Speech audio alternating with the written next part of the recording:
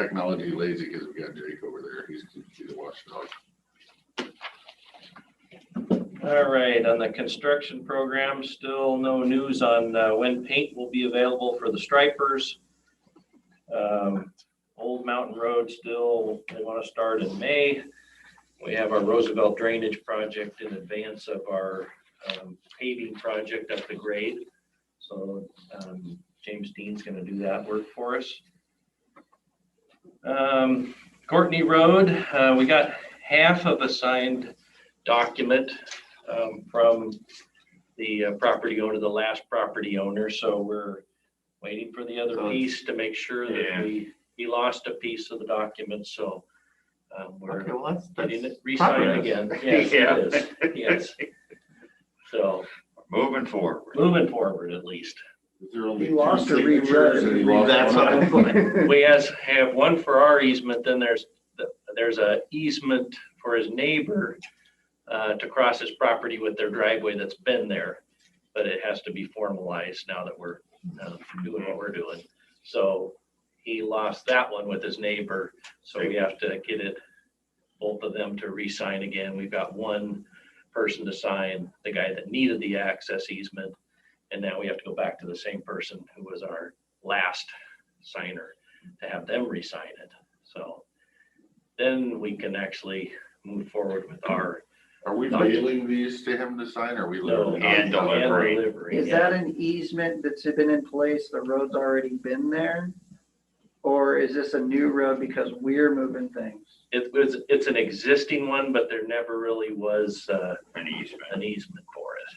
So we're changing. Because, so to me, that means we're good to go then, right? Well, we're changing it. We're changing a portion of it to build the project. So okay. It needs to get so now we have to. Yeah, where it ties into the road. Mm-hmm. So we're closer, I guess, than we were, but not quite there yet. But he signed the big one. Yes. Yeah. That's good. Yeah, that is good. Still waiting on WashDOT for our deviation for our grade. And, that's about it. Just waiting on these last few pieces. I know we've got the striping issue. I heard last night that we're having a hard time getting PVC pipe, all sorts of pipe. Are you worried about the overflow pipes for James Dean to do that job? If you check to see if there's anything available? We talked to them, and they can get a different variety, which we're okay with, but they are able. That's what Jeff said the other day. Yeah, it's getting bad out there. It is very bad. Yep. Yeah, they couldn't get the typical culvert that we use. You can't find that, but it's basically the same thing. It's just we don't typically use that brand. But it's the same yeah supply. Yeah, it's a supplier I think from the East Coast. We typically would get it over here, but okay, they happen to have some. So yeah, I think we'll struggle until it gets better. If they put out an infrastructure package, we're all in trouble. Yeah, I mean, because there aren't enough people and materials to build all the stuff that we're going to use. It's not going to work. No, I mean, the money will just take longer to get there. It's everybody's operating. So that being said, though, like I remember when we saw the first timing on this, it was like we have to make a decision in 2 weeks, and now it's been 2 months, and they said we won't get the stuff in time. Are we looking like if we don't make decisions in the next week that we're not going to have the end of the month? We have to make decisions. That's why when we get there, we have to decide. So we'll be going around to get all the office furniture done, and then we'll be, our public spaces, the entryway, the conference rooms, the break room, that will lag a little bit. But we want to clean up and get all the office decisions made before the end of the month so they can place the order. Said if we don't get it in by the end of the month, then it's kind of iffy whether you'll get it. And, with delays now, still going to be close.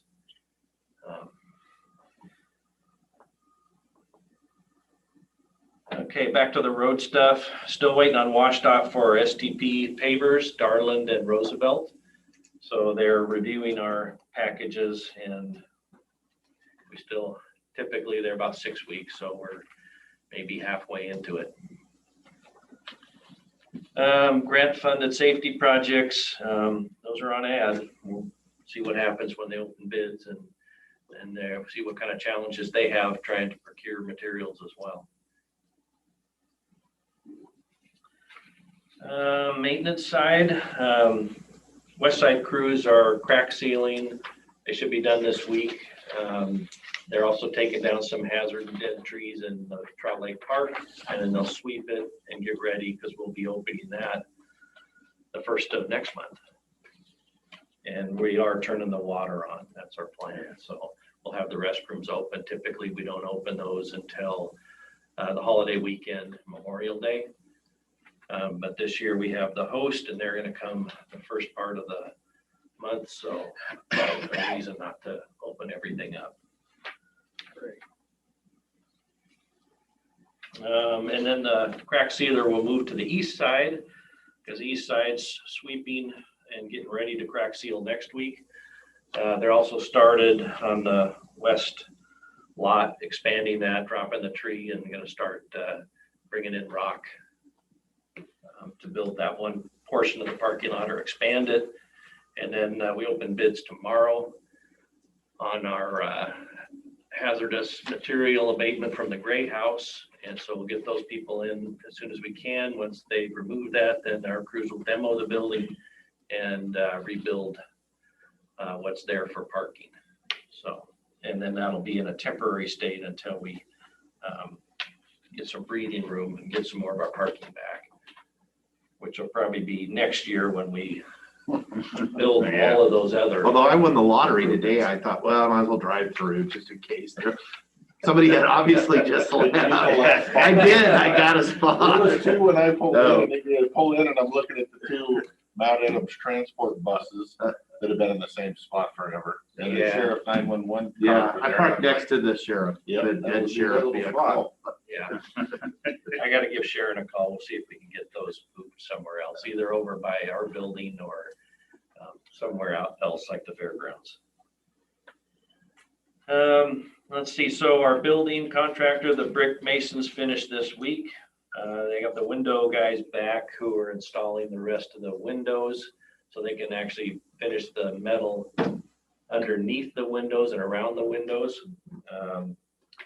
And let's see, roofing, they're putting the flashing on to cap once the brick goes up to the roof, and they can put that cap on the parapet walls, and that'll finish off the roof. Electrical, they're, I think, working hard to keep up and finish up. They have some pickup work on some of the other floors, things we've changed, and I think they're trying to get through the 3rd floor so that the sheetrockers and insulators can start up there. And then they'll drop back and get some of those pieces that we've changed, where we added conduit and changed your guys' chamber. So, Question pertaining to what we heard at the fairgrounds about water sources and request we received about a bottled water filling station. I guess I don't know the layout of that building, and it probably would have been great to know this a year ago before, well, 3 months ago before the drywall got on the wall. But is there any interest from my seatmates or ability before it's too late to put a bottled water refill station on each floor in the main hallway, not in the bathroom? Or we have those. They're already over there? They're right outside the elevator. There's that compartment outside the elevator. There's a drinking fountain bottle filler on each floor. So you already hit the nail on the head there. Good. Good enough. Okay. Yeah, there was interest. Yeah, we probably will look into what we can do here too. Well, and I'd love to taste the water over there to see if it's, I mean, I've tasted it at Hot Rods and Gee's, which you would think would be coming out of the same pipe as that one, and I don't taste what I taste here. Yeah. So, Well, it won't be the pipes in the building, No. so, yeah. Okay. but we'll look at what's going on here and see what we can do. Let's see. Furniture, might as well talk about that. So there are a couple challenging spaces, offices, and Dan's yours, since you picked the one now. I think left or right, I got. Yeah, you got the one that's, it's a little bigger, and it actually is, I think, it doesn't work as well with the other layouts that they had, so they actually asked them to put together some layouts for that space, because you have that bump out and then you have the column. So the first set of these, Commissioner's Office 2106, there's like 3 different options. Well, that must have been the last one you used. Is that in today's? Yeah, it's in today's, should be the top one It's very in today's. Got it.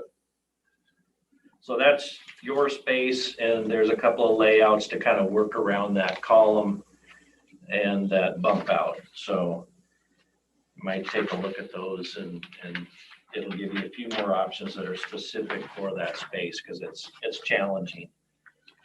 And then the next room, Lee's space was,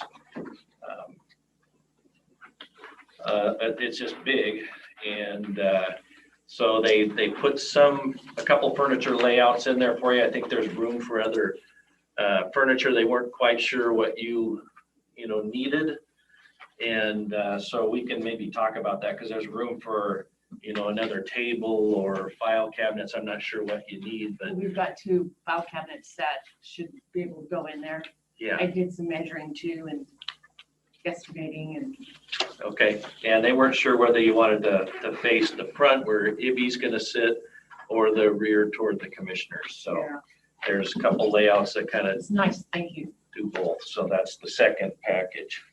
And then I handed out 4 layouts, and there's multiple variations on the 4, I think last week. And those will work in your guys' office, if any of those are acceptable. If you don't have them, I can, and I apologize for not sending this electronically today. I'll have it sent when we get back.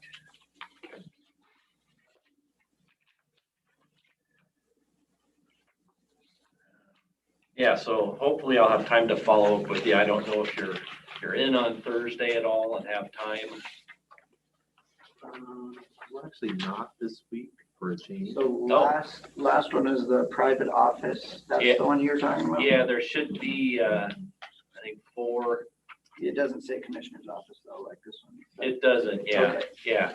So those, I think I asked them to do that because that was, none of the other furniture layouts really fit with the configuration of Dan's office.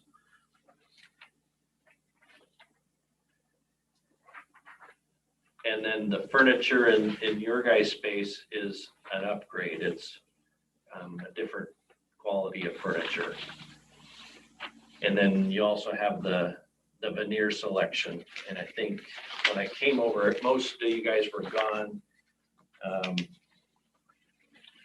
Jake had made his 2 picks. They're the last page, should be in the packet. Planked oak or planked walnut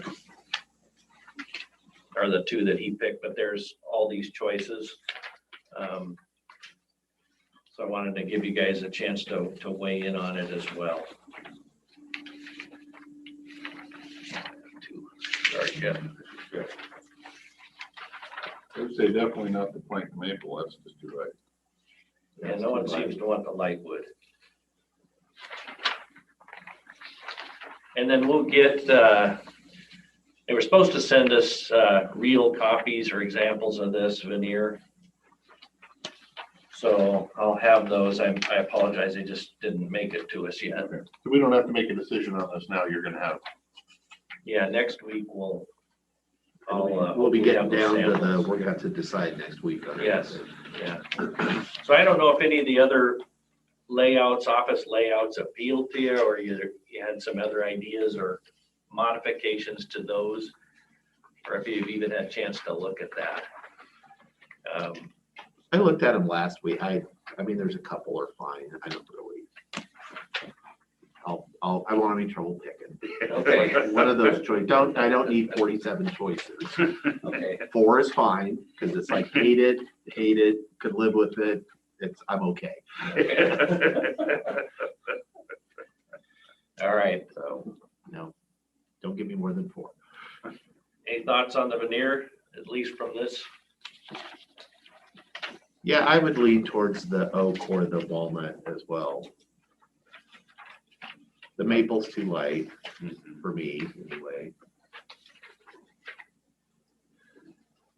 It would be interesting to see the real product because That's what I said too. Yeah. it's a picture's one thing, but then you get it and Yeah, it's completely I'm different. leaning with both of you, but Yeah, I'd like to hold see. my opinion until I see a product. Okay. All right. And then the last packet for furniture is the, I guess, the conference room furniture. So we need some kind of stackable chairs and tables that we can fold up and put away. So when we have the different configurations, if you flip to the second page, the nesting tables are what I think we're looking at. They're easy to move around and put in place and to put away.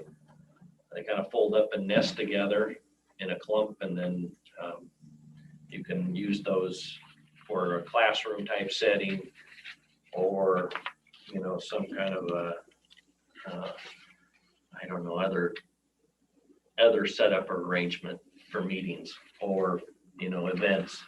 And then these wire chairs, basically they're on the front page. Those seem to be a lot of venues use those kind of chairs. They're really easy to stack up and put away. And they're actually fairly comfortable for a chair. The one on the left or the one on the right? They're actually, the ones on the right or the left, sorry, those are the ones I'm familiar with. The other ones, the orange ones, I have not sat in those, but I know the I other will ones. say in middle school, they were not comfortable. I would say the orange, just scratch them from the list. Yeah, Here's a So I big, guess the one thing is the ones on the left, they come into the center, like into your back to try to get you to have good posture. better right? posture. yeah, they're contoured pretty well to fit your body, both the seat and the back. They seem to fit pretty well, and they're a bigger chair. They don't have arms on them. I mean, you can get them with a padded seat or not. I'm fine with the ones on the left. I'm fine with the ones on the left in them. I like the basic brown is fine. Yeah. I'm kind of a brown guy. though. Yeah. The seat Is back it lumbar brown or gray? support scares me Yeah. being a big guy. Yeah, that, yeah. Because a big guy sits in a chair with a lumbar support and it just feels Pushes in the wrong. not, it gets you in the kidneys. Yeah. So that worries me, but I'll see if I can find one. Somebody around probably Must has have one that we could, you Yeah. can sit in. And they won't have seated or padded seats unless we purchase them that way. So, and maybe that's okay. I'm fine with them not being padded. Okay. And then let's see, let's move back through here. So there's other furniture that they threw out there for the lobby chairs, a few chairs in the lobby. I think the only one that myself and Kenny and Angie actually liked was option C on this page. Oh, was my I was gonna choice. say, that was the only one I liked on that page. And did you sit in these down there? I did not sit in. They had really modern furniture at that place, which this stuff looks pretty tame compared to the stuff they had. Okay, well, if I see option B anywhere in that building, I'm probably gonna start liking it, but. We're not doing option B. And then the last page, I mean, C's okay. Yeah, I can. But Which one? I I can wouldn't see, even I mind can, C I in can, I my, was gonna say, C's the only one on that page that That I doesn't would- look like it's out of the '70s show.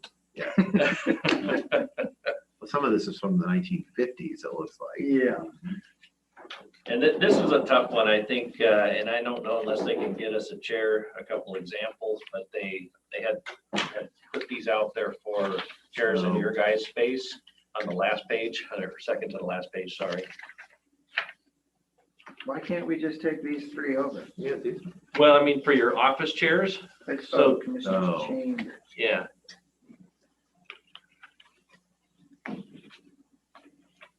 Unless your office chairs are new too. All right, go with that.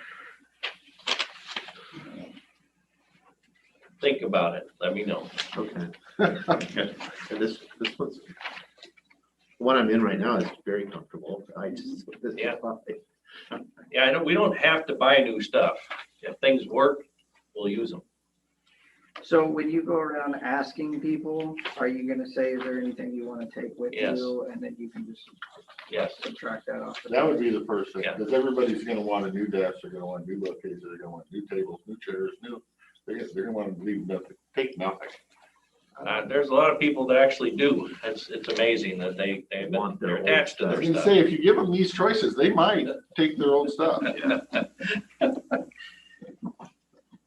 The last page is chairs in your office, guest chair in most of the other offices, and I don't,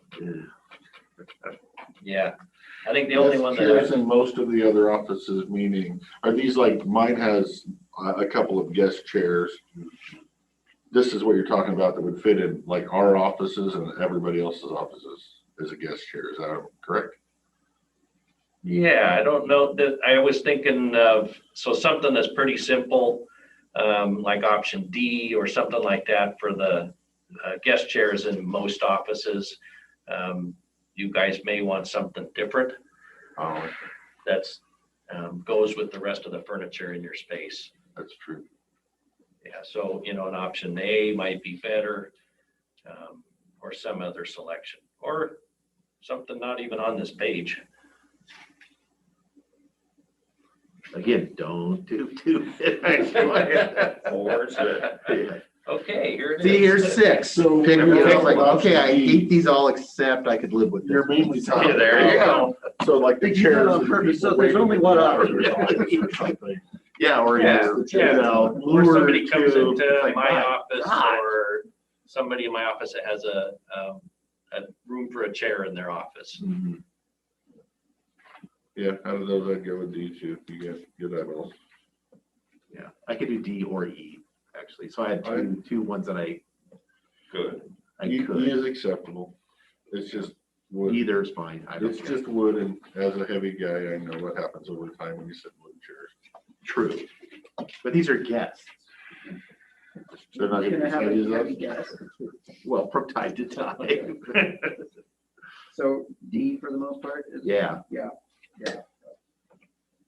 How about you guys, at D2?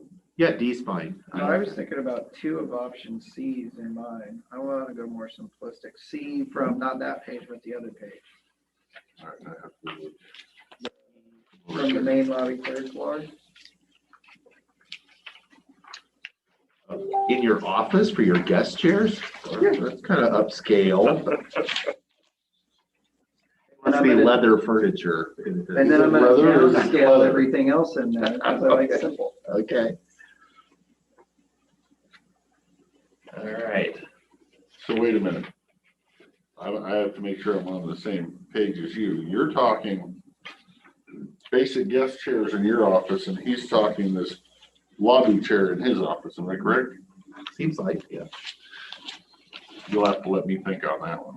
Okay, yeah, I mean, option A is similar, and I'm sure Yeah. you can get the legs in the same color too, so, but it's probably a smaller chair. I don't know how big these are, but I'm assuming that the guest chairs in the private offices are a little smaller than that other chair, the bigger chair. But there are certain layouts that this would work in too, the bigger chair, Mhm. so.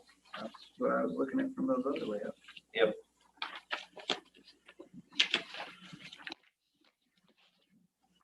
All right, well, think about it for sure, let me know, and then we'll come back with a spreadsheet and mark it up next week. Okay, I'll kind of move along. So this entrance, the east entrance will close to the public next week, starting next week, and Lee Contractors, we met with them yesterday. And that's where they're gonna start.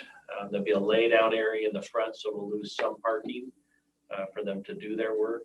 And it'll be fenced off, that area will be fenced off. And then that losing the spaces out here will just expand as time goes on.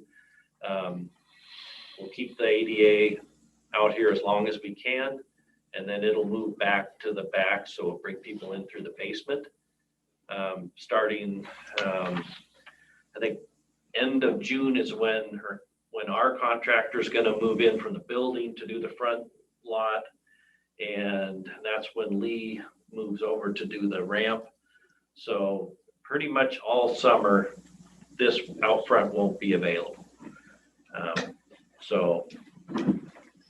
But we'll have alternates. So just that's gonna start. We have letters that'll go out this week to our neighbors. Tried to work with them because there'll be demo work, so there's gonna be noisy work. And so that we're gonna try and do before or after hours or on Saturdays. And then a lot of things will happen though, normal things during the regular business hours. And then we'll work with the courts as well. So it's a lot of coordination to make this work. Let's see.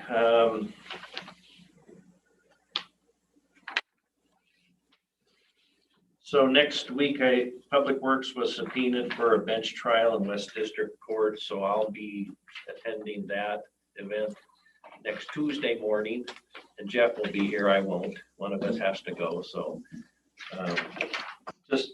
You lost the bet. So I Yeah. gave it a short straw. Yeah, so somebody damaged our guardrail, and so I have to go. Because we are always looking for people's insurance. Right, to pay. Yes. It's very expensive. Yeah. Oh, yeah. And then there is an opening on the RTC board for Klickitat County for someone to be on it. In the past, we haven't been able to do that because they're you have to attend physically in person, or had to ever since I've been here until now. Now it's available through Zoom. And so they want to throw it out there. They're 4:00 on Tuesday, the first Tuesday of the month. And so there needs to be an elected representative from Klickitat County, and that can be from any of the jurisdictions. And anyway, so that's open, and I wanted to make you all aware of it. Okay. They do distribute grant funding. Kind of get they have all the say over there. Yeah. Okay, That's it. we'll discuss it. Okay. Sorry, a lot of stuff on furniture today, but we have to get there this month. We do. Any questions or comments? Nope. Christopher? Nope. So, yeah, you just need our answer for office chairs by next week. And Yeah. we're gonna bring colors. Furniture layout, I'll bring veneers next week, and we can select that as well. So, and then when you look at the furniture options, if you kind of look at them, there's lateral files, bookshelves, set of drawers, there's different options, so keep that in mind. So when we come back to make a list, we'll ask you those questions, or if you want another bookshelf. And I'm assuming we're not deciding for everything, like we can customize to each one of our offices? Yes, you don't have to have the same thing. Right, okay. Yeah. Because I thought, that's, the more people you add, the more it's harder to get Yes. Consensus. the consensus. That's so. the two options. Yes. What you got, Or something new. Yeah. Yes. Makes it much easier. I'm used to it's this or nothing. So I was like, okay, no problem. I guess I'll go with that.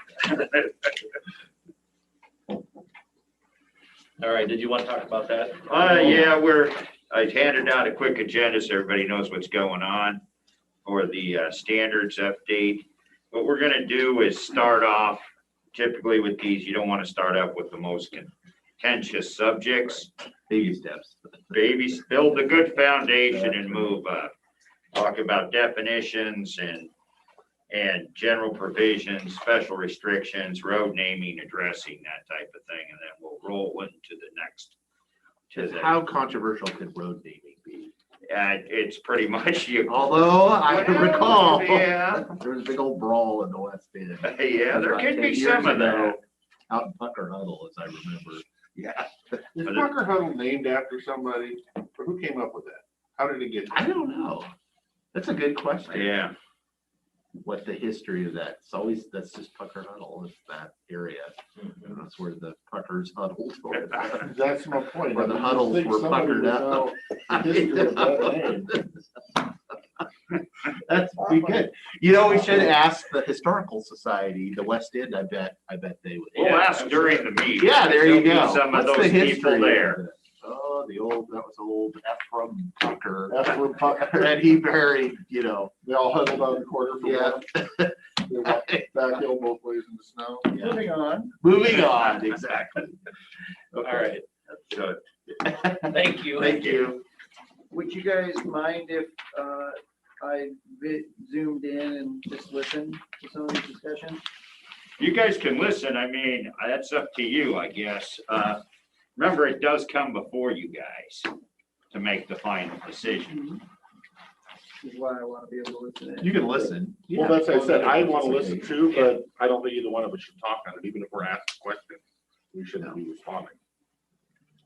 Okay, we can lay down those, because you guys will get brought into the conversation Right. if they know you're there. Well, unless, like when I was on the planning board, I'm just here as observer. Don't ask me Good. questions because I ain't answering Okay, it. Thank you, gentlemen. thank you. I'll be back in 5 seconds.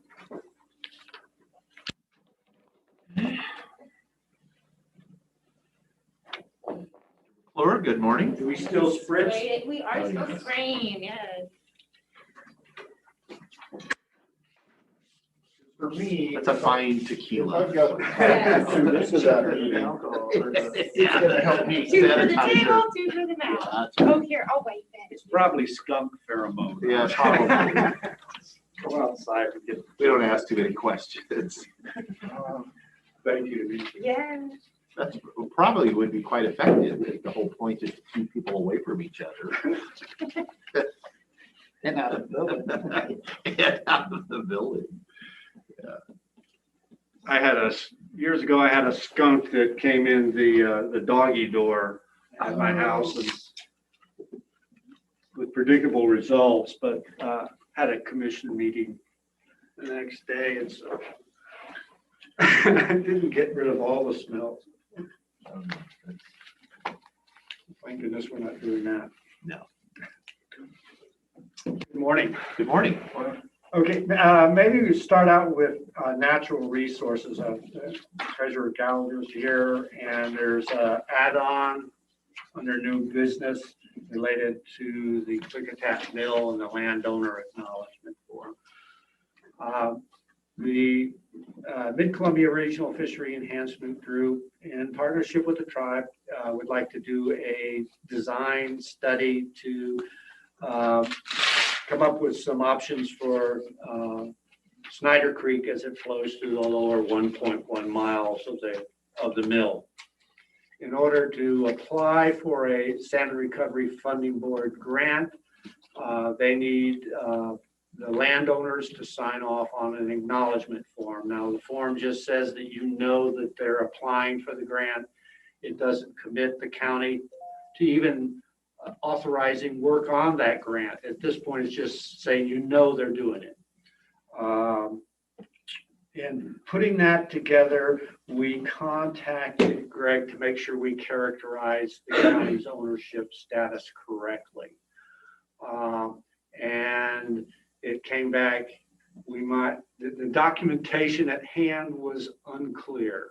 Exactly how did we acquire that? Is it tax title, or did we have clear ownership? I don't know. Now, I worked on this when I started work with the county as a consultant in 2001. We had a fish passage project already underway, and I don't think at that time they were doing a landowner acknowledgement forms. Also, the county had been doing work to clean up the mill site. You know, there'd been a fire, so up until now, this has really not come up, and I don't know if Greg's been looking to see if he could find, official documentation, but I don't know what the status is there.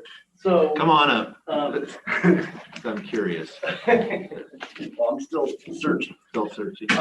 So as near as we can tell and what we've been, and this has just been since Friday that we've been pulling these informations together. And I believe that property is still a tax title property. It has a treasurer's deed to it, which states that it was, which means that it would have went through the sale and the treasurer's deed would have put it over into the county and the treasurers to hold in trust for the taxpayers.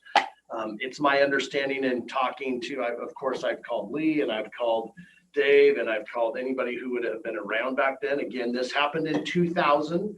So long before I was the treasurer. Danny had some files that we dug up back into then. So there's been a lot of activity with this parcel.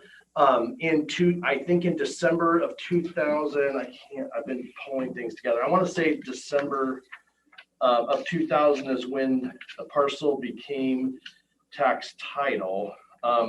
But then in 2001, we sold off 2 pieces of the actual parcel that we got in, one to the school district for $69,025 and one to the fire district 12 for $37,400. Oh, I've talked to Gordy too. That was the other person because so Gordy informed me that he's like, oh, I did, because I said, hey, do you know? And he's like, I assumed we're to take care of it because he's been tearing buildings down and doing things like that. So he has money into it. I've had a quick call with Mr. Cannell just because he's another person that's a resource. He was a little under the weather, so we didn't get a chance to totally go into it in depth, which we will continue to do to try to kind of ferret out. But I kind of think where we are at is that, we just need to kind of start a trust account kind of a thing to where, it's okay that the money's coming in and it's okay that the money's going out. I don't think that what the county is doing is necessarily wrong, as it's better for the county or however the previous commission groups have chosen. But we just have to make sure that the property is it's not like I'm likening it to the piece that we bought for the bridge where we actually went out and paid the taxing districts off, and that now is in the county's name, so it's a piece of property, so that if the county ever wanted to get rid of that piece of property, they would do a surplus sale and get rid of it. This is still tax title, really just held in trust for the districts. We don't know the exact amount. We're trying to dig through the boxes. And of course, now we're in the midst of moving file boxes from down in the front of the courthouse steps to somewhere else. So we're kind of still working on trying to find them. But I do believe it's a tax title property. And I believe that the county at the time just was like, oh, well, it's our property. And so they were doing with it as they felt was best for the citizens. Which I'm not saying that was wrong or anything. I just think we have to remember at the end of the day, there are some taxes that were owed to the districts. We just had a tax title sale and all that money then goes back to the taxing districts of when we have that. So, and I do believe, I don't remember who had said, maybe it was Gordy, that, we kind of got out of the way of DOE because we said we're holding the property in trust because it wasn't really county property because it was acquired through the tax title and trying to not have to do any cleanup down there. So I think we used that as an avenue for that method. And so now we're kind of back to there, but that's what I've dug up just since I think Thursday afternoon, maybe, or somewhere in there. How hard will it be to identify if it is in fact tax title, the tax, what stake did the juniors have in it? So I think From we can find it. because if it became. So we have to post that It'll be stuff. back into the 90s. It would be, no, it should have been posted right in 2000. So, 3 years prior would be like the taxes for 97, 98. No, correct about that. But it would have been posted in the paper as to what the auction was the going to be. numbers. So we're going to go back and try to find the paper. I know we're public again. Notice. Or the other thing is it sometimes gets posted in because we file a certificate of delinquency in the clerk's office under the courts. So that's another way we're going to go. So we're in the midst of trying to do some discovery. And again, right now is not the best 10 days to be doing this for our office because we're a little busy, but we're going to try to kind of ferret some of this stuff out and see. But I think back to Dave's kind of initial piece, I don't know, and I kind of talked to David Cannell a little bit about this. I mean, we've already signed REIT forms stating we're the owner and doing all these other things as the board. So I'm not sure that signing a document that says to do a fish study is going to be the end of the world. But I do think we need to figure out who the owner of this property is sooner rather than later, so we can kind of figure out all the pieces. And again, Well, wouldn't you, I mean, the way I would look, I don't have any issue with signing it, because even if we're almost like the executor. And if I'm empowered as the executor and I feel it's in the best interest of all the beneficiaries to do this, then I'm empowered to say, yeah, go ahead. And I agree 100%. The thing that I think where I'm uncomfortable at right now is we have money coming to the county that we probably deposited into the general fund for selling off pieces of the property. That's a different And issue. That's a whole nother, like, we're gonna have to account. we need an for all that. accountant or an Yeah. accounting piece of all the dollars. I also think the county has spent significant dollars, like in the hundreds of thousands of dollars, to do some work down there. So I think it's all gonna wash out. I do think, though, that the citizens deserve to at least just see where all the pieces came from and went to from the whole piece, in what I see where we are now. So I don't think that it's a problem per se. I think it just kind of was one of those. And we've had it, you know, I asked my staff, I'm like, why was this not on our tax title? Because we brought the list of tax title. And I think because it was such a hot button for a long time, it just kind of got set off to the side as this is just a whole nother piece. And so, I mean, I guess I would apologize that we lost track of it, but it just kind of was out there. And now all of a sudden it's like, we're going to go back and figure it out. So, but I do believe it to be tax title property. And I mean, you know, I don't have even a guess of what the taxes would be. I think, you know, but yes, I would agree with you. I think it's in the best interest, and you're kind of we're the trustee, and it seems to be working, and, you know, so, but that's what I know of today. So I guess, for that application, do we need to have all those qualifiers on it? Because if we're practically the trustees, we can just sign the little thing and say, the owner, we are the owner, sign it. Without all the qualifications that will throw red flags for the Right. state. Right. I mean, we've done it. I'm okay with it. I mean, if you look at the REITs that came through, it says Klickitat County on the REIT form. And I mean, because we're going back, I mean, obviously, we go back to the deed to really, I mean, that's really the form of who has the property and so on and so forth. David Cannell and I did talk, and we were thinking of maybe having the title company do a title report on it. Even though we have access to all the records, they might have a different perspective or something of how they do it. So that might be worthy of something that we're talking about doing. And I told David I would get a hold of him later in the week, and we would kind of figure it out. I mean, I think there's a short-term piece of what Dave's doing, and then there's kind of, I don't want to say a long-term, but another couple weeks or something to try to figure out where the rest of this thing lies.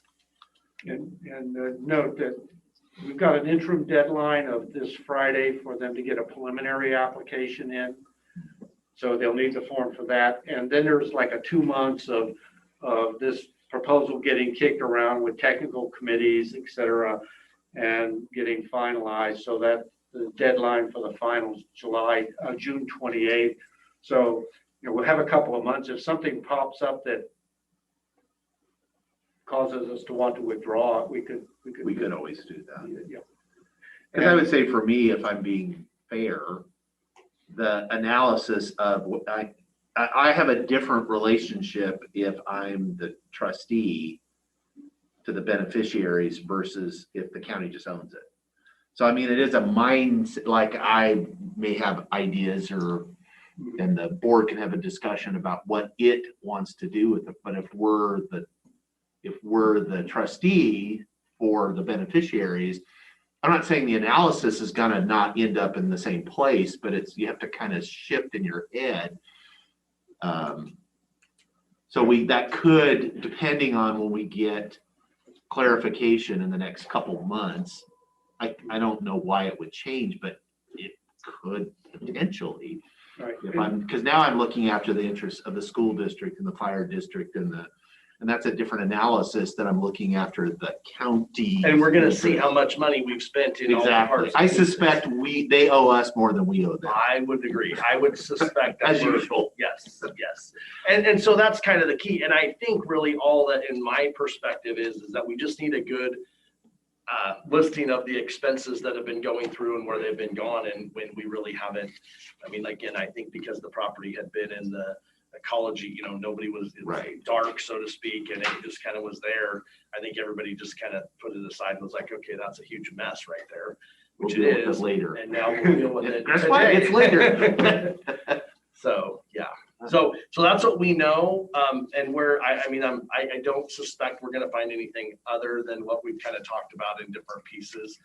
So we're going through and trying to just kind of create a file of all the REITs and the deeds and go on and so forth. And then we'll meet with the PA when he's ready and then go from there. But I guess, yes, I wanted to make sure we had a discussion about it. Like when I talked to Dave, I'm like, we need to just make sure we're all on the same page sooner rather than later. Cause I guess I really hadn't dug that far into it. It was just kind of there and plugging along.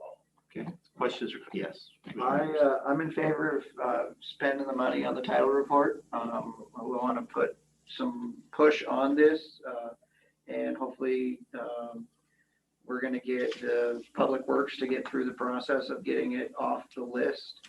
And then we need to know these answers, and we need to know these answers. And so I would ask that if we're going to do this on this parcel, it would also be good to know about that triangle parcel in Dallasport that we have. And if we need to run a title report on that, that's good money spent for the future. Which one's the title? Which one's the triangle parcel? And has nothing to do with this, does it? No, Are you talking surplus then in general? surplus, right? Well, But there's some question as to how we got it, what the, and if we're doing it, I'd like to do them both at the same time so that we can start making these discussions about what direction we're going to go on this parcel.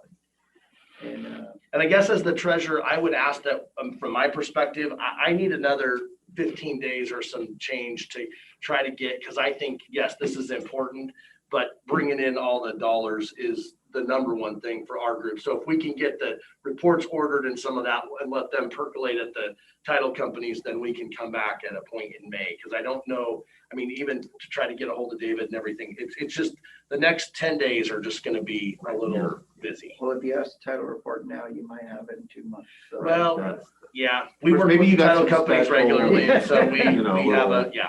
So we'll work through that, but yes. if I ask for it, yeah, it'll be 2 months. Right. Like I said, I'm sure he gets priority on the title. I don't know if we get priority, but we do a lot of work with the title companies. So, and we can figure out where all these pieces are and go through, but I do think that's a good one. So I guess the question is, as far as a comprehensive list, is there other properties other than this triangle property in Dallasport that is that just the only other one?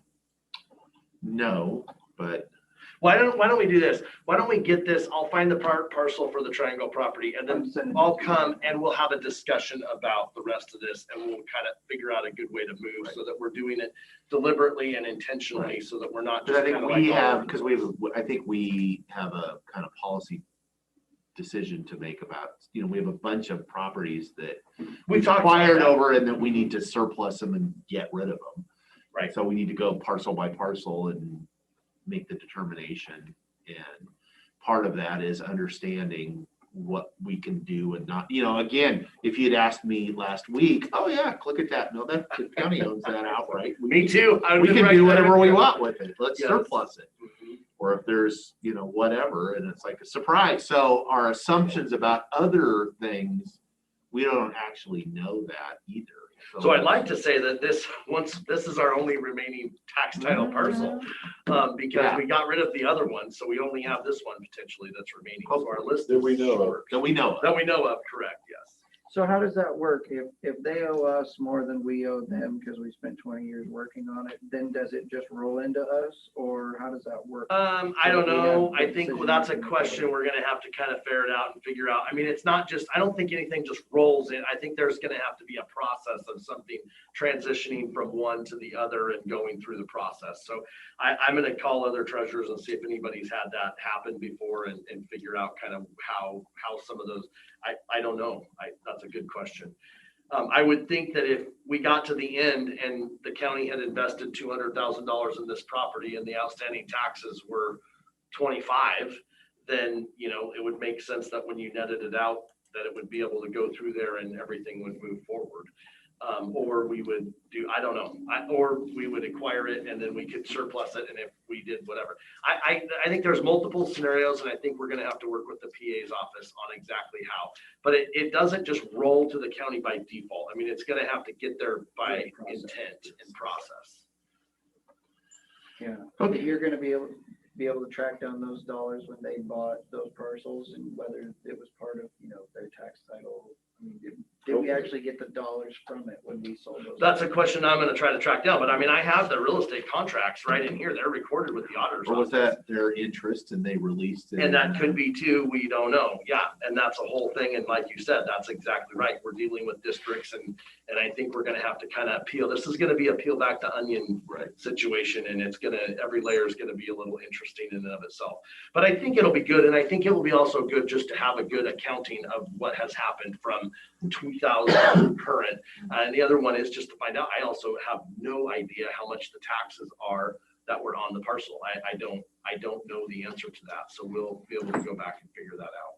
Right, and there are two parcels, at least two parcels upstream of us that were, my understanding, acquired in an auction at the county. They all, right, that's the situation, I guess, a little bit that, so there was, the whole mill site, I believe, was for sale at that tax title auction, but there was multiple different parcels on there. The parcel we've ended up with was the one that was the least likely to have or the most likely to have a problem. I think the rest of them all sold and folks have, they're in private ownership and taxes are being, like, I'm assuming paid unless we are, if we're working on foreclosing, but I don't believe that I'm pretty sure they're. So would it be so if the parcel went through auction and nobody bid on it, then would we be in the same situation where we are still holding it in trust, but we would have the option, since nobody bid on, just like on the bridge property, we don't have to have another auction. We could decide, we could pay off the juniors and then clear the title. There is no, we don't have to go through another process. Yep, and we'll look at the amounts of money that they paid us supposedly for the parcels, the pieces that they got, because I think Fire District 12 has built a fire hall on the one piece of property right there. And I think the school has built a community center or done something with that. So, yeah, we'll have to go through all of those and figure out. And remember, tax title property, when the dollars are spent or when the dollars are received, just like with the stuff we just got, we use the 2021 levy distribution rate. So it will be distributed as of what it would be today. Not what it was. Right. Which is interesting because you could actually have a district that didn't exist. That would get some funds. That would get funds. Or you could have a district that did exist that went away. What happens to that then? That's where it goes, because it doesn't matter, because it's you're using residual, today, so you're using today's. Oh, you divert it. That's why you do it. You So- divvy it up by who's ever. Correct. got So a we seat at take the table text, today. like, right, TCA 12, look at all the districts that are in there and the percentages and allocate it, just like if somebody were to pay their taxes. Oh my gosh, is this another folder? Oh, nice. So I just ran my math. It's currently assessed at 48,880, which divided times 0.01 for 1% is $488 a year times 20 years, 9,760. And then you have the interest and all that they're entitled to, right? For what's this now? What are you doing? So I don't think they Parcel, get what it, the assessed like- value of the parcel is. We don't have to pay, from the time it was owed to. No, the interest, no, you don't go back. You just, it's what it was at what time. The interest doesn't keep accruing while it's in tax title state. Okay. It just So goes. we pay whatever the debt was again, or the. Do we pay whatever the debt was then, or do they get to keep acquiring it over the last 20 years? The way we've done the recent one is what it was at tax title. that's the amount we paid at that time. It's like a 20-year free one. Well, I mean, there's nobody paying the. Because we Right, put a but we lot put of more money into into a it, right. $47,000 property. But we know we put more money into that just in staff time. Yeah. Lord, yeah. Well, we're gonna find that out, and We're gonna it'd be find good that to have that on a piece All of that. paper, so we're not assuming. Okay. All right, so the landowner form that's in your packet has the attachment, and so maybe if you're comfortable, sign it without going into the weeds with the attachment, I'll go in edit that a little bit and get it back to you, so it'll be ready for you Are this you okay with afternoon. that? I think we've been, and we're good, so. All right. Thank you very much. Yes, do you need anything else? Thank you, Greg. No, thank you. And Good luck. over the next few days. That's been interesting. A lot of these kinds of files show up when you Yeah. start asking questions. Thank you, Mike. Blow the dust off of them. Well, we're still talking about that a little bit. Whitney set up a phone meeting with her and Richard to talk to the city of John Day about a brownfield project that they had. And it was fairly interesting, maybe some lessons to be learned there, but I guess that project was successful. And speaking of Whitney, she's doing her spring round of well monitoring, and thank you, Commissioner Anderson, for going out and doing some training and handing off the ball there. Much appreciated. Got them out in the field. One other thing to touch on briefly in natural resources. U.S. Fish and Wildlife is getting sued over not listing a number of species, one of which is the monarch butterfly. They determined that it warranted listing, but was precluded by other priorities. So that's, you know, a likely listing that's coming our way, that because the butterflies are present in the county, and if you look, they're an obligate species for milkweed. They need that. They're young caterpillars eat that, and we have showy and narrow leaf milkweed are native species through Klickitat County, so we can expect something there. Ask Whitney to take a look at that, and you know, maybe there's an opportunity, not unlike what we did with the landowners and county property, looking at that critical habitat designation.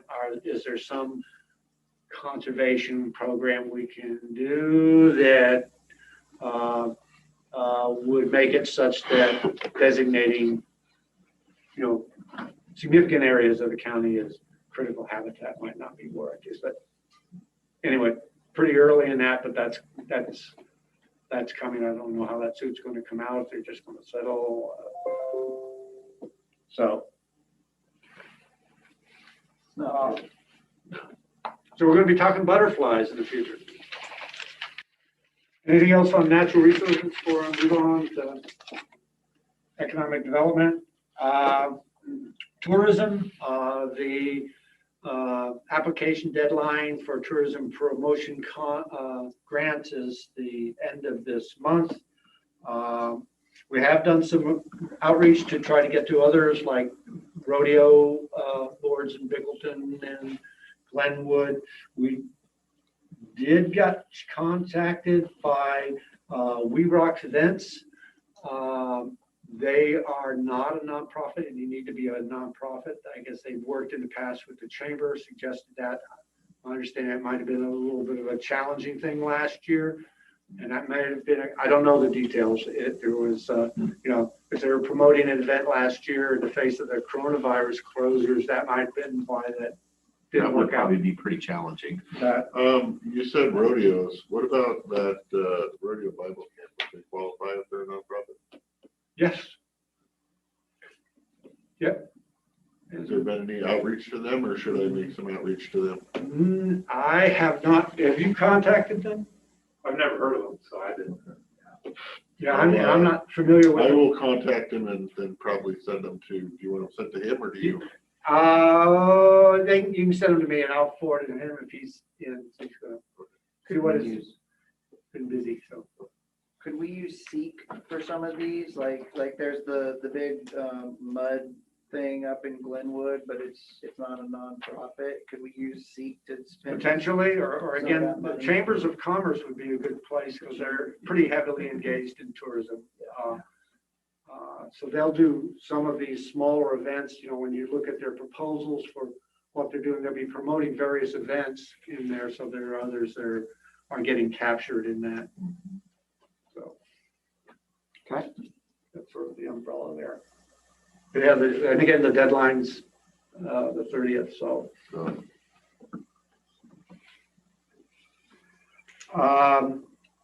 Maybe touch on some of the emergency grants to small businesses in the county. Working Washington 4, as of April 7th, and the grant application period closed on the 9th. There were 25 businesses that applied, Klickitat County businesses. I suspect there are more, and we don't know where they are in the process of awarding those, determining how much, but the last I heard of that program, it was looking pretty good in that they want to make sure it's spread geographically, and there seemed to be a little less in terms of activity of fewer applications than they were anticipating might occur. So I think there's a good chance a bunch of them get funded. Paycheck protection program, that is the biggie that's out there, promoted heavily. That grant, the latest round of that closes at the end of May, but we're hearing that there are some problematic applications at a national level that they're clearing those out. So the money's starting to move fast as they address those applications with questions. We got some information on the application, and for as of, I believe yesterday, in Klickitat County, there's been an award of like $33,554,000, which is significant. We got here, there were 3,698, 479 businesses, but that, I think we need to go in and tease out who got round 1 plus round 2. So the number's going to be short of that. So, but that 33 million is the total aggregate? Yes. 479 businesses. Yeah, but again, the number of businesses will actually be fewer, correct, Richard? Yeah, so I just did a raw count of it. I didn't tease out which ones have been double counted. There wasn't that many. Oh, so the 479 is not, some of those could be Yeah, that's on the higher end, repeats. but if you look at it like, a standard error, we're looking at, still well over 400 businesses have been able to obtain that. The $33 million, that's in total. So even if they got 1 and 2, that they're still getting those federal dollars. And just as a reminder for that Paycheck Protection Program, what that is basically a company just says, we're not going to lay these people off. And as long as we get reimbursed from the federal government, we're going to keep them on the payrolls so that they don't have to go through unemployment. And so, so we're still looking at well over 400 businesses, $33 million total. And then as far as raw numbers, without, there are going to be some doubles in there. As far as the amount of employees impacted would be just shy of 3,700. But even if you take out, in my opinion, even if you take out those doubles, you're still looking at well over 2,000 employees, 2,000 to 3,000 employees that have been impacted. And, with a county of 20,000, our labor force is about 10,000. You're looking at least 20-30% of our labor base being positively impacted by that Paycheck Protection Program. And again, I think the reason why we have such a high number of people that have been able to engage on that end is just due to chambers. I know Commissioner Anderson has sent out a bunch of stuff and really got on top of that during last year and stuff like that. So I think the marketing on that was really good. So, and then I've also got it broken down. I don't know if you guys want to keep. I can break it down a little bit by region if you like. We have time. Go ahead. Okay. So Goldendale altogether, and again, this is the higher end. I'm not, there's a few that have been double counted, but on the higher end, Goldendale had 136 businesses that have been enrolled. Bickleton, 9. Centerville, 22 businesses. Dallasport, 8. Lyle, 30. Charles Lake, 23. Glenwood and Waukegan, 11. There's only one in Waukegan, the rest of Glenwood. White Salmon, 196 businesses, and Benjamin, 44.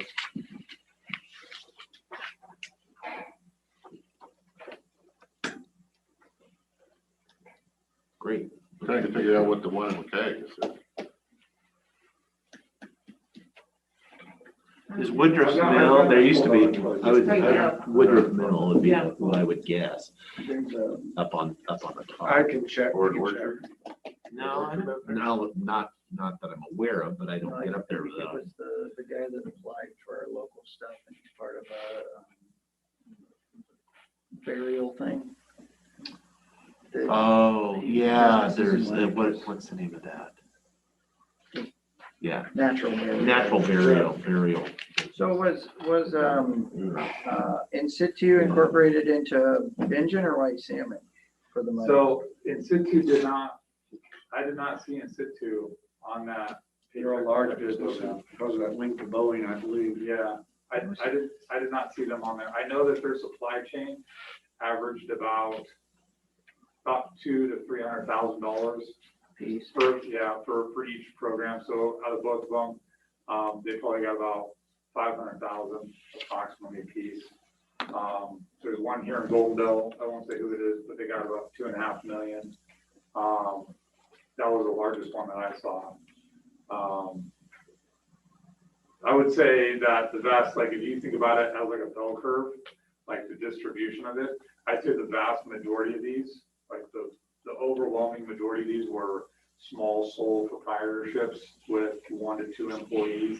And many of them range down into just $1,000, $2,000 for wages.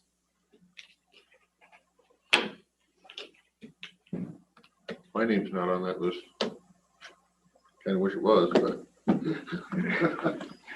You have until the end of May. Well, I was sole proprietor, so I didn't qualify.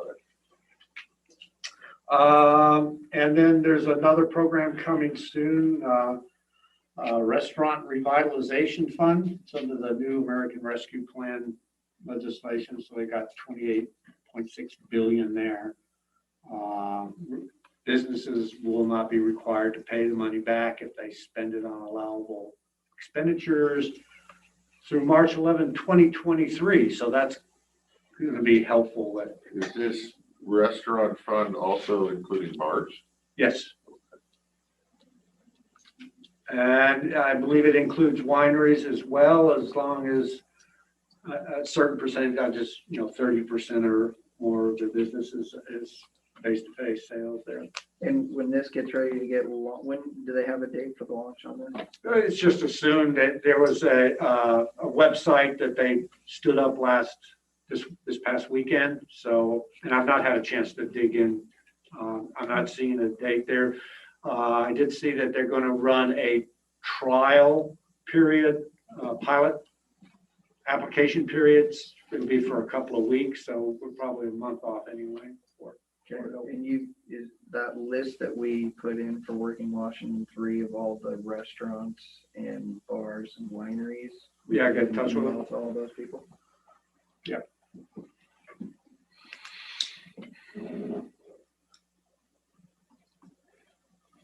Yeah, so on that, it's based on the impact of COVID-19 on your revenue.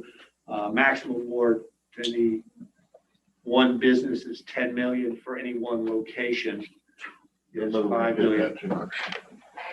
But there's some targeting in there, toward underserved communities, low income, et cetera, et cetera. So there's some of that. Again, I haven't got a chance to dig into it. One thing to mention is that the SBA loans and the $10,000 grant advance that got put out, that has gotten extended. So say you only had one employee and you got $1,000, you can get the other $9,000 only if you're in a low income area. So pretty much my entire district doesn't count, but everybody else in the county is good. And those emails are getting sent out to everybody who got those SBA grant advances. Okay. Like if you're in District 1, you don't. Pretty much. Okay. But is District 1 not qualified? Too much money over there? Not considered low income. Yeah. Above, I think median wage, Change that. household income, something like 70,000, 71, I believe, when we were looking at defining the opportunity zones, we were able to get a census tract, Right, includes Lyle in and then all the way east, but but not. nothing in not what's District happening. One. Richard's, maybe, Richard, you can, I'll just turn to you. Richard Bolton, so. Hi. Turn to Richard, turn around. Turn to Richard. Well, I bet he'll be right back. you see how little shadow up in the bush?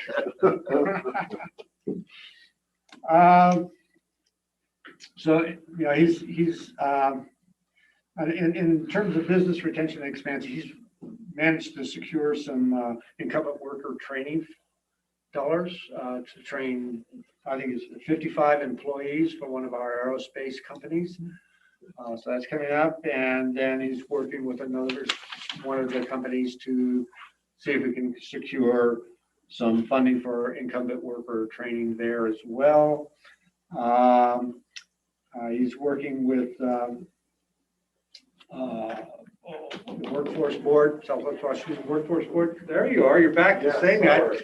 I said, speak, Richard, and you were gone. So on the workforce training, well, actually not the training, but the job fairs, where are we on those? Yeah, so I've spoken with South Central Workforce Development Council. They're completely on board with it. I know last year we had talked about it, and really just kind of bad timing with all those other grants that were coming through the pipeline. But it did give them an opportunity last year to go through it a few times. So they got it pretty well. They got the process down pretty well. It takes them about 5 weeks. I've already reached out to the Goldendale School District. They're on board with it. And so now the only thing I got left to do is to round up some businesses that are looking to hire. I already have a few in mind. I have not reached out to the one in White Salmon, not yet anyways. So, but we'll see how it all comes together. I know that typically, at least in the past, the job fairs out in Goldendale typically get a higher percentage of people that are looking to go straight to work full time right out of the gate. So, and what's interesting as far as I guess the reach is there are more, and it's anecdotal, but I see a lot more interest coming out of White Salmon. Their manufacturing companies looking to hire people out of Goldendale. So because it's only an hour commute. They have been pulling out of Vancouver, but they, at least for the low to mid-tier manufacturing, they're looking at hiring more and more out of Goldendale. So there's already a number of employees here that are working on. That work down there. Can't afford to live there. You can't afford to live there. Yep. And maybe a little update on the EDA grant. Where are we there? Yes, so Commissioner Anderson, I'm pretty sure is already up to date with it. The airport board approved a lease agreement between the Columbia Gorge Community College, and it's going to be a 20-year lease. That's going to take into effect if we're awarded those federal EDA dollars. The federal EDA basically wanted that, so now it's going to come into our court to sign it, and the city will sign it, the college will sign it. Once all three parties sign it, I will be submitting that pretty promptly. It's the internal deadline for me anyways is May 30th. I want to have it all sent in, the entire package, and I think we're well underway to have that accomplished. There's a few other items on that list that I'm currently addressing as well, but that lease is the main one. Once that lease is signed by all the different parties, that's going to provide the majority of the insurance that the federal EDA is wanting to have. So. Good. When will we expect to answer on the EDA? Well, in the past, I've given you timelines and they've all been wrong. Okay, so never mind. So, I really don't know. I know okay. that the investment review committee typically looks at it quarterly. Okay. I don't know where that's going to be at in the summertime. But I would like to say this, and I'd like to just reiterate, I do think it's promising. I don't know where they're going to come out on this. They typically don't look at projects 3 times, right, much less 3 times in the same fiscal year. So it's an internal policy for them that they will look at one project, they'll give you a carry forward notice, letter. And they typically won't look at it again within the same fiscal year. They'll bump it back a year. They're now, and they want to see it, because I thought we weren't gonna do it Right. until October. Right. That's what my, our initial meeting, that's what they said, pretty much verbatim, like, don't let me see it until next fiscal year. And then they came back after about a month and said, where are you at on it? So it's, they're looking at trying to push it through, so. All right, well, we'll be It's hopeful. either promising or they've already got no made up in the. they Yeah, just so wanna go get it ahead, off the table. set it in and let's get it on the Yeah. table, right? Okay, so I think your consent agenda has on it a contract amendment for the Goldendale Chamber. And we, for decades, been contracting with the chamber to provide economic development support. They're a key partner. In 2020, and that's typically, at least since I've been in this business, it's been $15,000 a year. Last year, we amended that to increase the funding by $10,000 to provide support in COVID response, getting the word out. In particular, they've been helpful. They've also been coordinating some training programs with the SBDC across the river to help with that. For the Goldendale Chamber, out of the 25,000 that we did, there's still a balance there of about 10,000, a little north of 10,000. Last year we talked, and you may remember, Chairman Sauter, we talked about maybe carrying that money forward if they didn't spend it. So that's basically what this amendment does. Instead of issuing a new contract, I'm proposing just to amend it and add the traditional 15,000, and that gets us to the 40. Okay. I just got word back from Mount Adams Chamber. A very, the same contract amendment will be coming to you for them. They just agreed that the amendment looks good to them. I need to forward that to the prosecutor for his review, and as soon as I get that, we'll have that to you as well. Same dollar amounts? Yes. It's a lot They're more. they're carried. Of course. The Goldendale's Chamber's executive director started retiring at the end of last year. So, and they had trouble coming up. They didn't have, qualifying expenditures, and that sort of thing. Mount Adams Chamber, they're carried forward would look more like 3,300 instead of 10,000. They were. Where is the Goldendale Chamber on new? Nicole Lundeen is an interim executive director. I just got word of that yesterday. Okay. So I don't know what they're doing in terms of a search for that. Okay.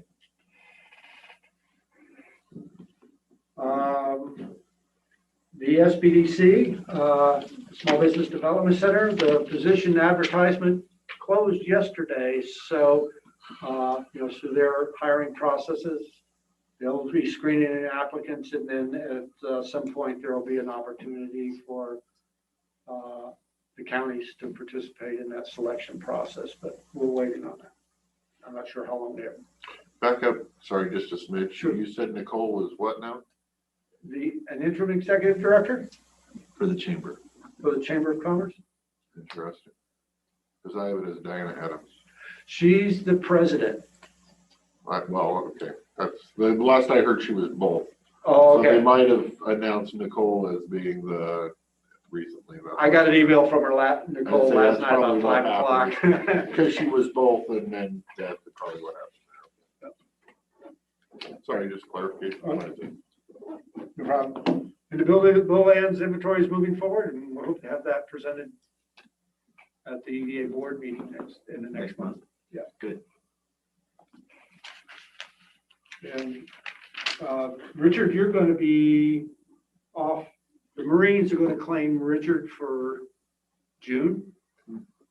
And then you're going to Alaska. You need to go to Alaska in July. So we're going to lose as much of June and July this year. It's one of those odd things. I haven't, because of COVID, I haven't gone to any sort of military obligations in like a year. So they figured they'd snatch me up for a month and give me a Give you a satisfactory makeup. year towards retirement. There's been I feel like I forgot how to wear my camp. Shutting up. I'm sure you'll remember riding a bicycle up too. That's, Whitney's online too, if there's anything we need updates from her about. She's on the Zoom. I know. No, I must ask her, if she'd sit in case you had questions on the mill project or actually anything else she's doing. I think we got everything covered. Have we had any contact with the Glenwood Fire Department on their potential EDA grant ask? Richard, you did talk to them? I did. Chris? Yeah, that one's coming from left field for me. I gotta look into it. Okay. I'm sorry. No, I just. But there has been a wanted to follow discussion, up. yeah. Yeah, okay. No preparation for an answer. I like that. No, I like the look is I see that in the mirror sometimes myself. Or in the headlights. Or in the headlights, yeah. Okay, any questions? No? All right, thank you. Thanks, Richard. Where are you going, or you can't tell us, you have to kill Oh, us? no, I'm not that special. So for 2 weeks, they have me going over to Norfolk, Virginia as a watch chief. So they have like their center of operations. And I basically I still don't know what I'm doing. It's supposed to be like training, but it's supposed to be for the hurricane season. So hopefully it's not a really bad hurricane season where they need somebody experienced in there, because I'm not experienced. So then in the fall. We don't have a lot of hurricanes around here, so. No, yeah, so it's gonna be on the East Coast, and then I come back for, this is how the military does things to help prevent paying you full benefits. Is they'll put like 2 or 3 day breaks, so they'll. Bring you back. Home for literally a weekend, and then I fly back down to, LA, Port Hueneme.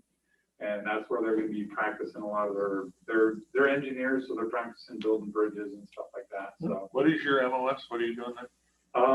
By trade, I'm an artilleryman, but right now, for them, I'm a military advisor. It seems odd, because, it's the US Navy, the best in the world, that they need a military advisor, but they do need advising on defensive tactics for like building bases and stuff like that, and that's what I do a lot of with artillery, so I just advise them on.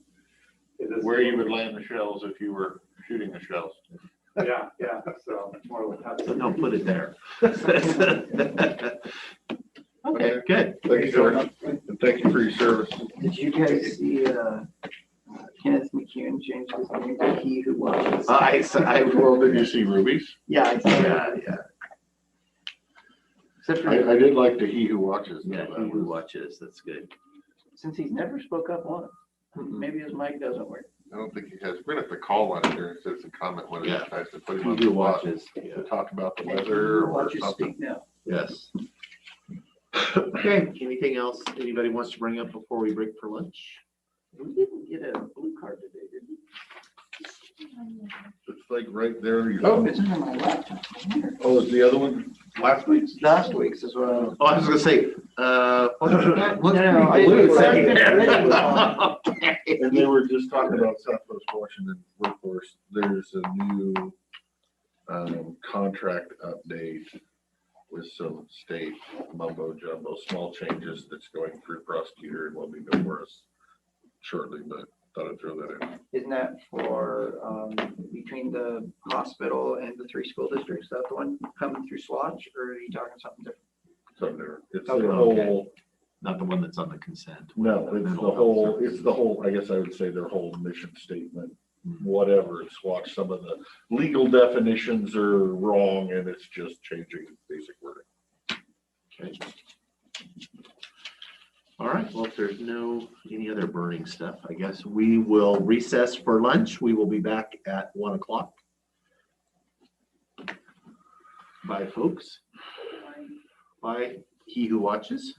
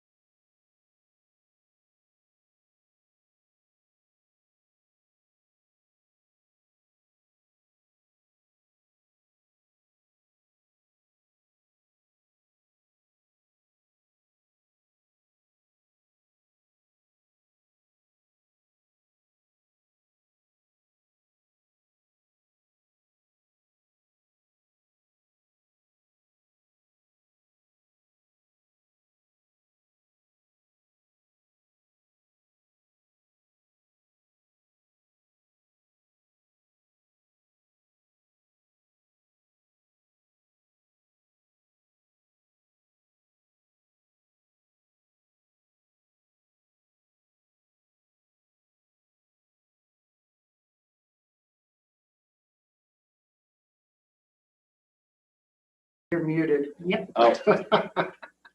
Apparently Lee has muted everybody. So we'll start over. Roger, Mr. Gadway, do you wish to address the board?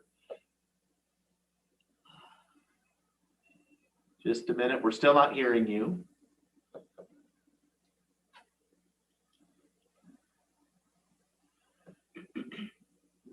Is he unmuted? It's He's not unmuted, showing. yes. Do you want to call on somebody else just to make sure Yeah, the mics let's- are working? We'll come back to you, Mr. Gadway, once we get that figured out. Just pick a regular call on and see if the mic's working.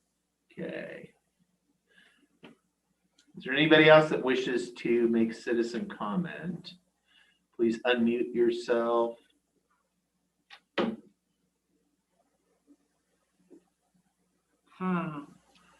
Let's see, I don't see anybody unmuted, but no.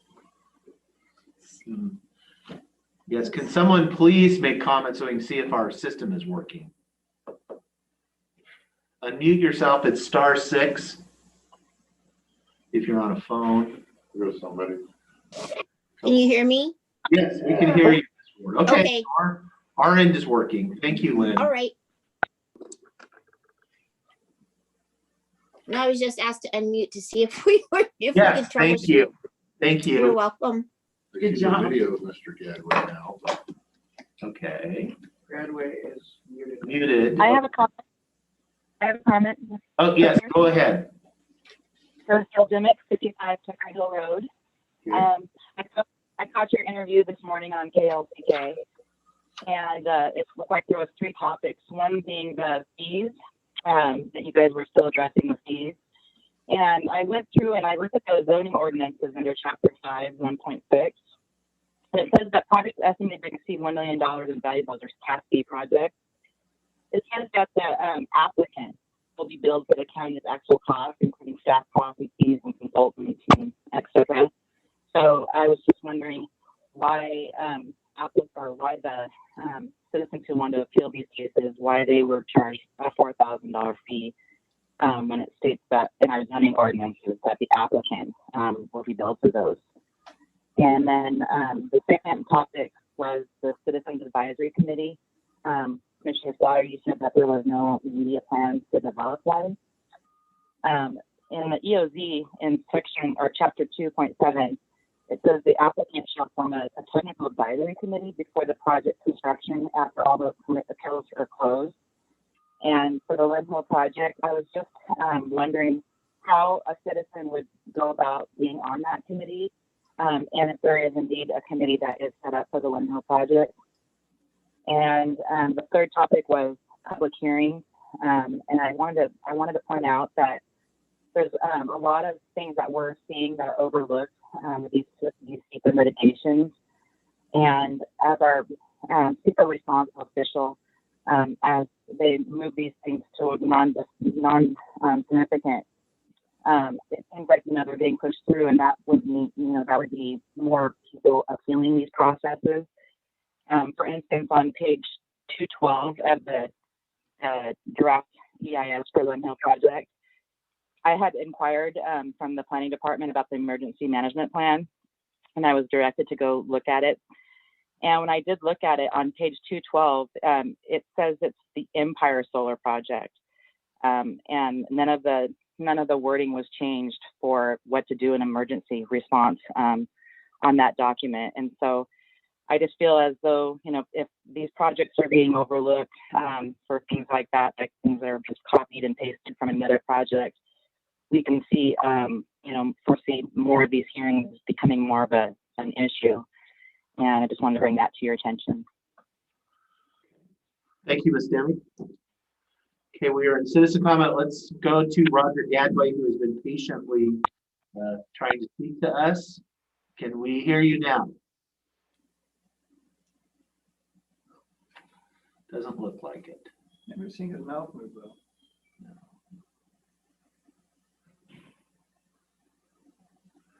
If you're on Zoom and you're trying to unmute, if you roll your mouse over the bottom left-hand corner, it will say join audio or unmute yourself in that corner. So if you're having Zoom technical difficulties, Right. And if you're on a tablet, iPad, that same thing is on the top of the screen and it says join audio. So with a green arrow. If not, you keep working on that. I'm gonna go through. Okay, we are in citizen comment. Are there other citizens who wish to speak to the board? This is your opportunity. I see that 773-3376 has unmuted. Hey, good day, gentlemen. How you doing? This is he who watches. Thank you. Perfect. Perfect. Hey, I got some good news for you, pal, fellows. The fact that the price of lumber is so high right now, piece of plywood's $50. Dave, you're familiar with construction. Evidently, the price of lumber is going to add $28,000 to a new home, the cost of a new home. Well, here in the county, we have a company called Oscrete. And Oscrete makes environmentally unique homes. They have a proprietary technology for constructing green energy efficient homes, and gives them ability to build an affordable home at approximately 2/3 the price of a wooden house at $100 to $110 a square foot. Their company is right down there in the where the old aluminum plant is. And with the price of lumber, it seems to me like their technology could be a huge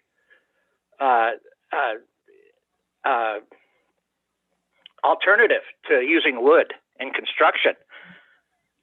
And so I see Dave McClure, the Economic Development Director, is on with us today. And there, if you go do a little searching, there's phone numbers, there's people to contact. They'll probably give you a tour of their facilities. I think they're kind of struggling right now. They need investors. And if you look up the ticker price on it, it's selling for 15 cents a share right now. So $1,000 is going to get you close to 7,000 shares in the company. It would provide many, many jobs to the county. And in a time when it looks to me like we're going to be phasing out wood for construction, and these these Oscrete homes use very little wood. And I just wanted to bring it up, point it out to you that we have the potential to help this company become huge the way things are turning out. Okay. And so if Dave McClure is listening, sir, would you please contact the owner down there? I've met him. I met him out here at the city council when he was buying land out here in the industrial park. And you can call them. You can talk to them. They'll probably invite you down to take a look around their factory. What they do is they form the walls. You pick a architectural design that you want. They form the walls. You come and get them and put them on up by yourself. But here is his name is John Sprovieri, Sprovieri. Just do a search for Oscrete. And if you go to oscretehomes.com, you'll see a bunch of the homes that they've created, the designs, and they're beautiful. They're excellent. They are excellent. They don't, let's see, it says, the added benefits of using Oscrete include not only great thermal efficiency and soundproofing, but it will not burn. It's impervious to insect infestation, rot, mold, and it has exceptionally low maintenance needs and the strength of concrete to defy adverse environmental conditions. The life of Oscrete structures is measurable not in years, but in centuries. And that's right here in Klickitat County. So I hope the Economic Development Department maybe would take some steps to help this guy. And anybody listen, hear my voice right now, go invest invest in this company. You can become a millionaire if you get in at the right time, if it takes off. That's all I have to say for today, and thank you for the good work that you're doing. Thanks, sir. Thank you, sir. Okay, bye. Bye now. Okay, we are still in citizen comment. Please unmute yourself, raise your hand, and you can address the board.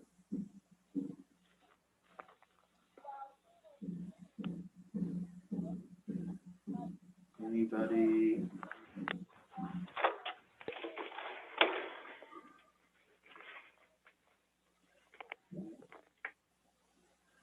Anybody other than I haven't seen TV Roger's mouth. watchers? Yeah, I haven't heard Roger's, seen Roger's mouth move yet either, so.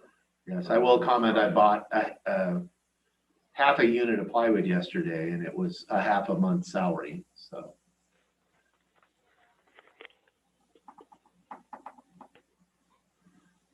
Okay. Okay, we are still in citizen comment, so if any citizen wishes to speak up, this is your opportunity. Trying to call it. Okay, I'm seeing 4901. 4901, the phone number ending in that.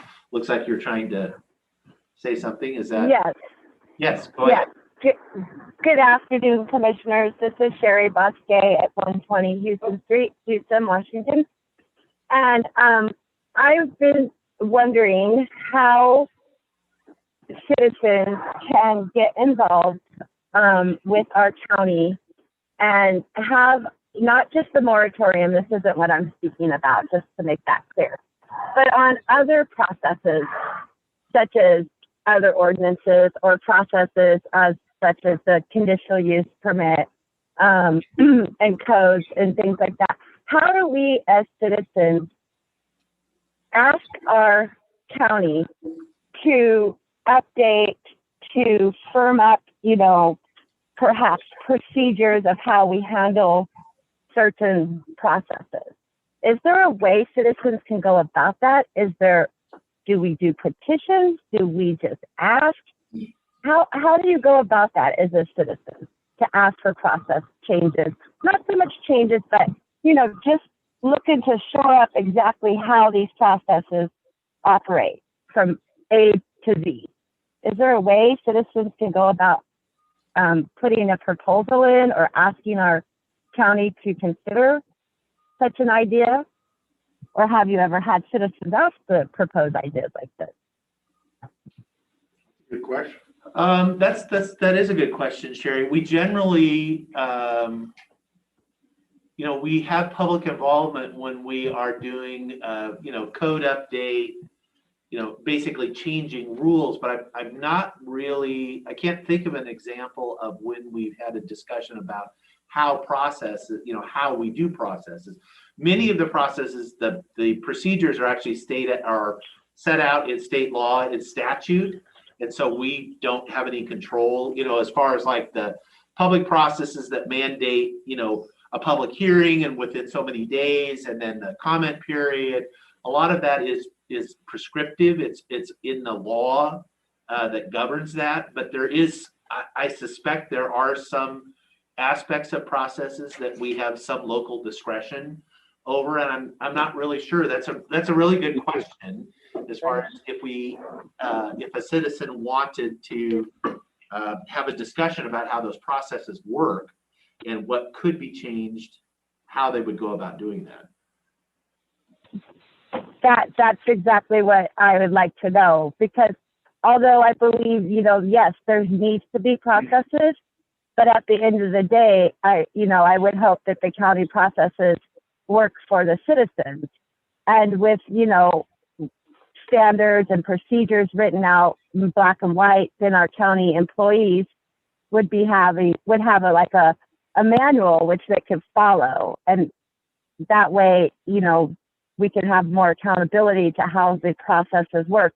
And I'm going to be specific on this one. And I am talking about the conditional use permit mainly because that's the one process that I've come up against that, as I've expressed, I don't feel has worked for the citizens at this point in the under canvas process. But I would like to know how a citizen would address our county and say, hey, these are things that I believe could work better, that at the end of your process as a county, the citizens are the first and the most considered when developments are being processed through. I think that makes sense. I mean, I'm thinking, is it a petition? Is it simply a letter that goes to all three commissioners? Is there a meeting you have that we can throw it on the table? But somehow I'd like it to go through an official process, that it doesn't just get tabled again and again and say, yeah, maybe we should look at this, and we don't, you know. And so that's what I'm looking for. I'm looking for an official process that it could be put into your consideration. If it's an annual meeting, something.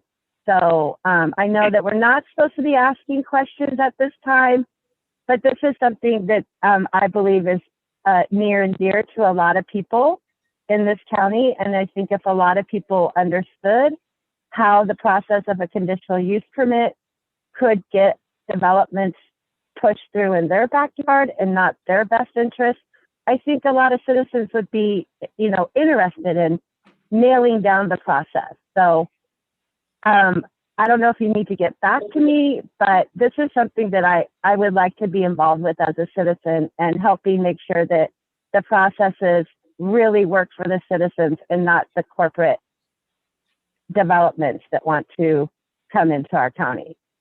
So I guess that's an open-ended question at this point, and maybe I'll follow up with an email. But yeah, I'm looking to see how a citizen can really, truly have a voice in the processes that this county works. Okay, I'm gonna offer, if you would be amenable, if my seatmates are okay, for you and I, as you know, acting as the chair, to have a conversation offline, as far as so that I really understand what you're at. Because I think, you know, when you said specific to conditional use applications, that like I need to have a better understanding too, as far as what is mandated through that process by state law. And so I think it would be helpful for me to have a off channel conversation with you directly, so that I really understand what you're asking, if folks are open. Yeah, and you know, Commissioner Sauter, I'd be happy to even propose something to you that I feel would be just an easy, quick, different process. As I've stated before, that I think if it's a Class C $1 million process, that it, during the application process in this conditional use permit, if it's asking for a conditional use permit, that it go out to public hearing, that the county hears from their citizens before they dive into doing CEPAs and all this other work that the citizens pay our county employees to do. So that is one suggestion I have, and I'd be happy to put that in writing. And I think that would be an easy process to fix within the county. And at the end of the day, the citizens could feel like their voice was being heard when a large development was being proposed in their area. But again, that's something that has to be, you know, written up, looked at, tossed around the officials. But I'm, as a citizen, am hoping to, you know, make a difference down the road for all the citizens involved when large developments are asking for conditional use permits. So I'd love to have a conversation with you offline, and I'd be happy to submit some stuff in writing too. Okay. Do we have? All right, thank you. Do we have her contact information? I just wrote down a phone number. Okay, great. Thank you. I'll And give you a call later this afternoon. Commissioner Sauter, I emailed you this last week about that, the Houston, the Northern Houston property, and you did get back to me. So I thank you very much, and thank you, Commissioner Christopher, for getting back to me as well. I appreciate the communication. So that's my email, and we'll be in touch. Okay, thank you. Okay, we are still in citizen comment. So this is the opportunity for folks to comment to the Board of Commissioners. This is your chance. Unmute yourself. Raise your hand. Roger. Roger Galloway. Okay, Roger. He's raising his hand. He's raising his hand. Can we figure out, try to speak, Mr. Gadway. Cannot hear him. He's on the phone too. You're on the phone. We can't hear you for We some can't reason. hear you, Mr. Yeah. I looked him up. He looks like Bates Road White Salmon if that helps. Yeah, it's not, he's not. Yeah, we You're can't not hear your muted on audio at our end. I all. wonder why. So there's something going on with your audio uplink and I don't know. Try calling in. Yeah, well, he has a cell Yes. phone in his hand. Yeah. Have you pressed *6 on your cell phone, sir?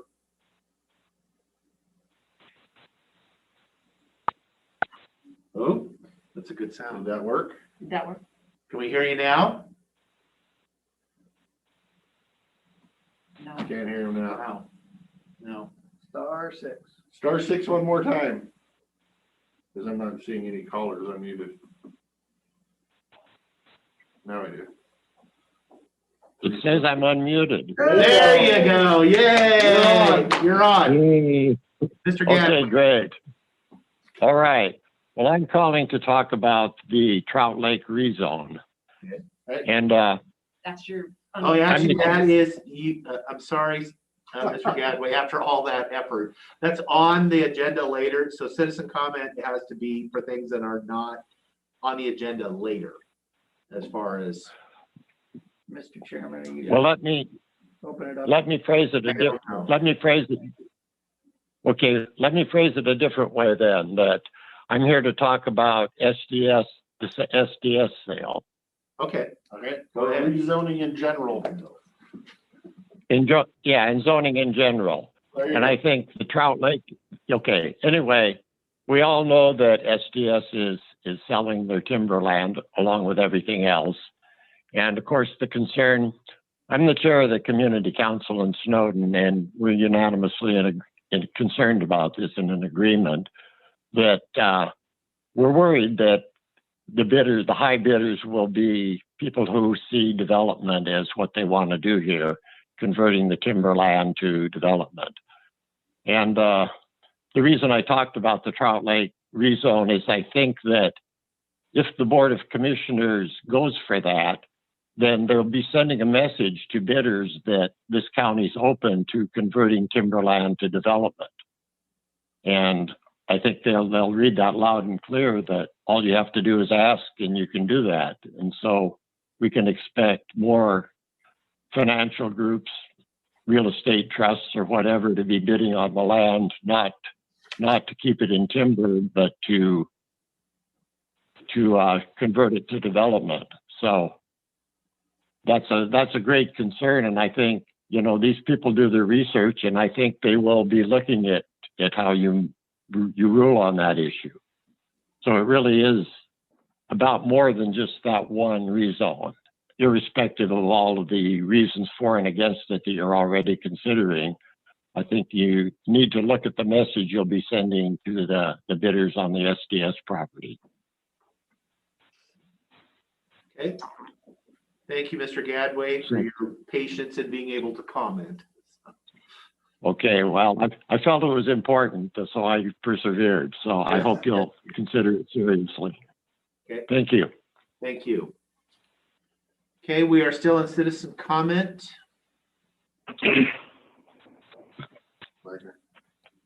Oh, Mr. Wagner, did you wish to make citizen comment? Craig Wagner, 303 Fish Hatchery, Goldendale, Washington. I'm a member of C, Citizens Educated About Solar Energy. On February 2nd, I asked 5 questions about Lund Hill Solar Farm. 2 of them were how many permanent jobs would be created there and how much tax revenue would be generated. And since that time, Mrs. Snell got back to me and I had a few questions answered. She referred the jobs to Dave McClure, who I see there today. That was on March 23rd. He has yet to answer the question, how many jobs will be created at Lund Hill? He told me he had to ask Avangrid. I thought he might already know that, seeing how that was approved in August of 2019, the Lund Hill Solar Farm. And Krista Schroeder, as far as tax revenue, said it's too new, they don't know how to tax it yet. So these are the 2 big selling points that these solar companies use and the county falls for is jobs and taxes. Yet we have no data on that. Wouldn't that be something you'd want to know before you permitted this all to happen? Is that was really going to create jobs and it really will bring in large sums of tax revenue. If we have to have these ugly, dangerous, hazardous solar farms in our county. And those farms, especially Knight Road, which has been in the works since May of 18 when the DNR land was leased and they told the county about it, that the county officials should be concerned. We don't want that across the whole beautiful valley and have it destroy the looks and our homes and our property values and our lives out here. It really needs to be taken into consideration where we place these solar farms and how big they are. So I would like to have answers from Mr. McClure about the jobs and Mrs. Schroeder about how much tax revenue. Thank you very much. Thank you, Mr. Wagner. Okay, we are still in citizen comment for a couple more minutes. So somebody can get in under the wire if they want to. Unmute yourself or raise your hand.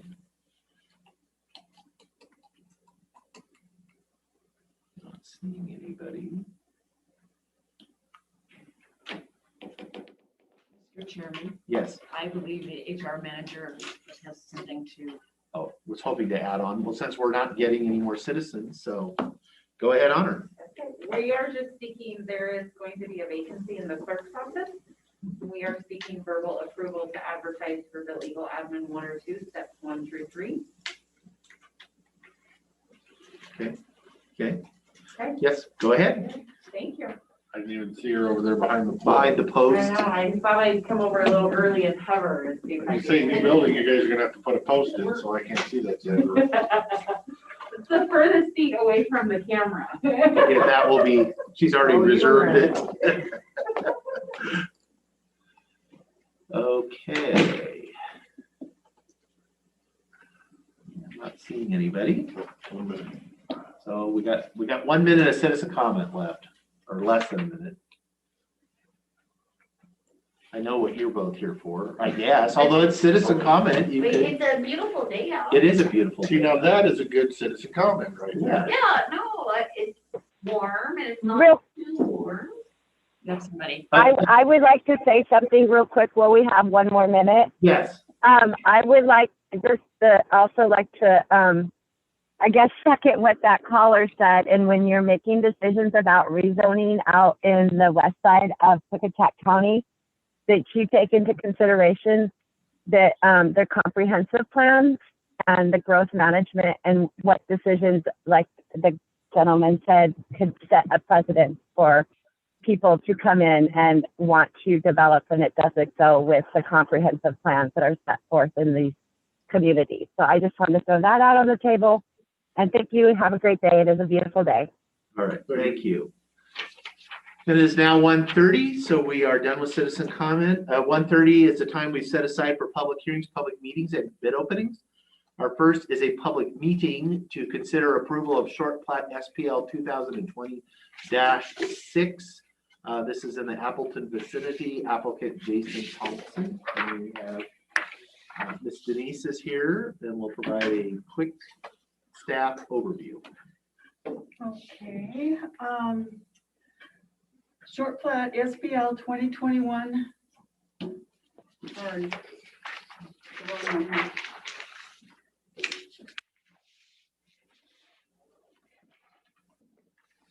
2020-16 is a proposal to create 2 lots from parcel 03-12-0400-0005-00. The proposed short plat is located in the Appleton vicinity. The administrative review of the short plat has been completed. Signatures have been obtained from the Road, Health, Planning, and Treasurer's Office. All conditions attached to preliminary approval have been met. If the board finds that it's in the public's interest to approve the short plat, a motion needs to be made granting final approval of SPL 2020-16 applicant Jason Thompson. Thank you. Any questions for staff? No questions, no comments. When I was looking at the short plat, is this parcel that we're splitting, were there 2 houses on the parcel already? Yes, basically now they're compliant. So how did they get to two? Was that a It was- pre-70 or? Yeah, it had to have been grandfathered in. Once the short planning ordinance came into effect, that wasn't allowed, so, but, we didn't make them. So it's a legal. Yeah, it's grandfathered, yeah, non-conforming, It legal was non-conforming, non-conforming, just not a non-conforming. yeah. Okay. So now they're legal. I didn't know if we had permits for both houses or if this was one of those, the way things happen in Klickitat County. Used to. Long time ago. Yeah, that's what I meant. Yeah. I mean, granted, it doesn't really matter because that's the I was difference. gonna say, they're cleaning up whatever the problem. Yeah, no, I don't have my file with me, but, I would assume that these houses, predate, 1969 plating ordinance, Okay. So they could be 79 predate zoning even ordinance. the permitting ordinance. So, yeah, we did, our building database only goes back to 1990, so I don't have access to the others. No, you just don't see too many of them very. No, because that's that haven't been split up. haven't been split off. There's still a few out there. Actually, I saw one on Zillow. Oh. You saw something for sale on Zillow? There's like 5 houses in the county on sale. Yeah. 2 houses on, yeah. That's, That was my only question. Okay, well, I would, if there's no further ones, I would entertain a motion. Mr. Chairman, I would make a motion to approve short plat SPL 2020-16 on parcel number 03-12-040-005/00 located in the Appleton vicinity. Appleton is facing. Second motion. Okay, I have a motion and a second on SPL 2020-16. All those in favor, say aye. Aye. Aye. Motion passes. Sorry, I'd already scrolled to the next one. So it's like, no, I know it's a 2020 government. Okay. I'll wait for that.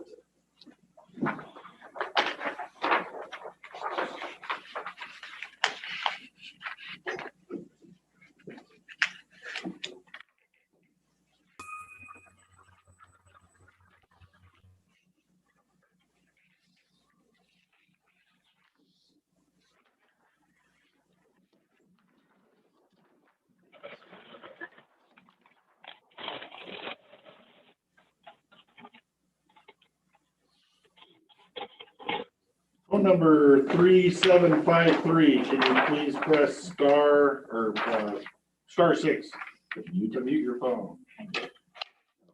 Never mind. That teach people too, though. You might, it's tracking too. It's yours at work. Okay. Yes, it's nice dark line. Like mine, it's like there's no ink left in it. Easy board. Got it. You're Okay, asking for another pen? well, I guess whenever you get a chance. Thank you. Next is a public meeting to consider approval of short plat SPL 2021-04. The applicant is Tina Du. This is in the Goldendale vicinity. We will start with another staff report. Okay, short plat SPL 2021-04 is a proposal to create 3 lots from parcel 04-16-1100-0013/00. Again, in the Goldendale vicinity.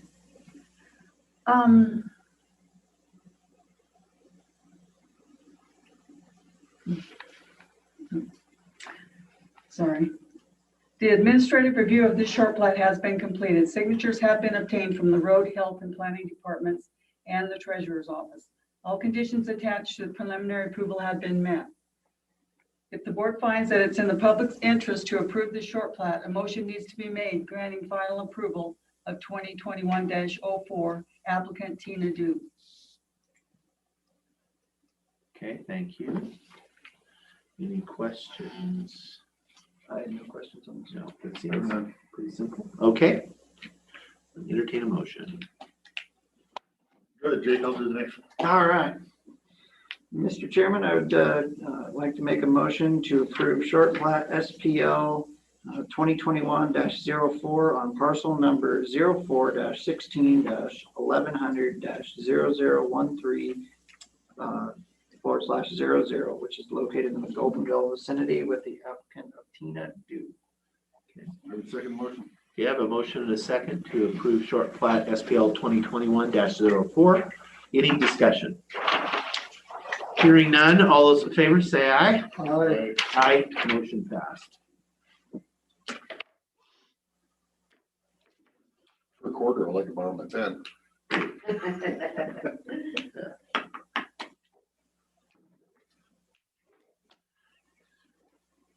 We should. So if we get these, if we get more of these, I don't like the ultra fine point. I want super, like not, I want the opposite. He's sensitive. I like the fat ones, like, yeah, basically a magic marker that says black is fine with me. This is left from the Ray Thayer days. Engineers, really precise. Yeah, I'm not a precise signing guy. So mine says extra fine point, but it's actually pretty fat on there. Yeah. I was gonna say, you got your little brush at the end's only got 2 horsehairs on it. Yeah, that's true. Maybe that's what it is. Yeah.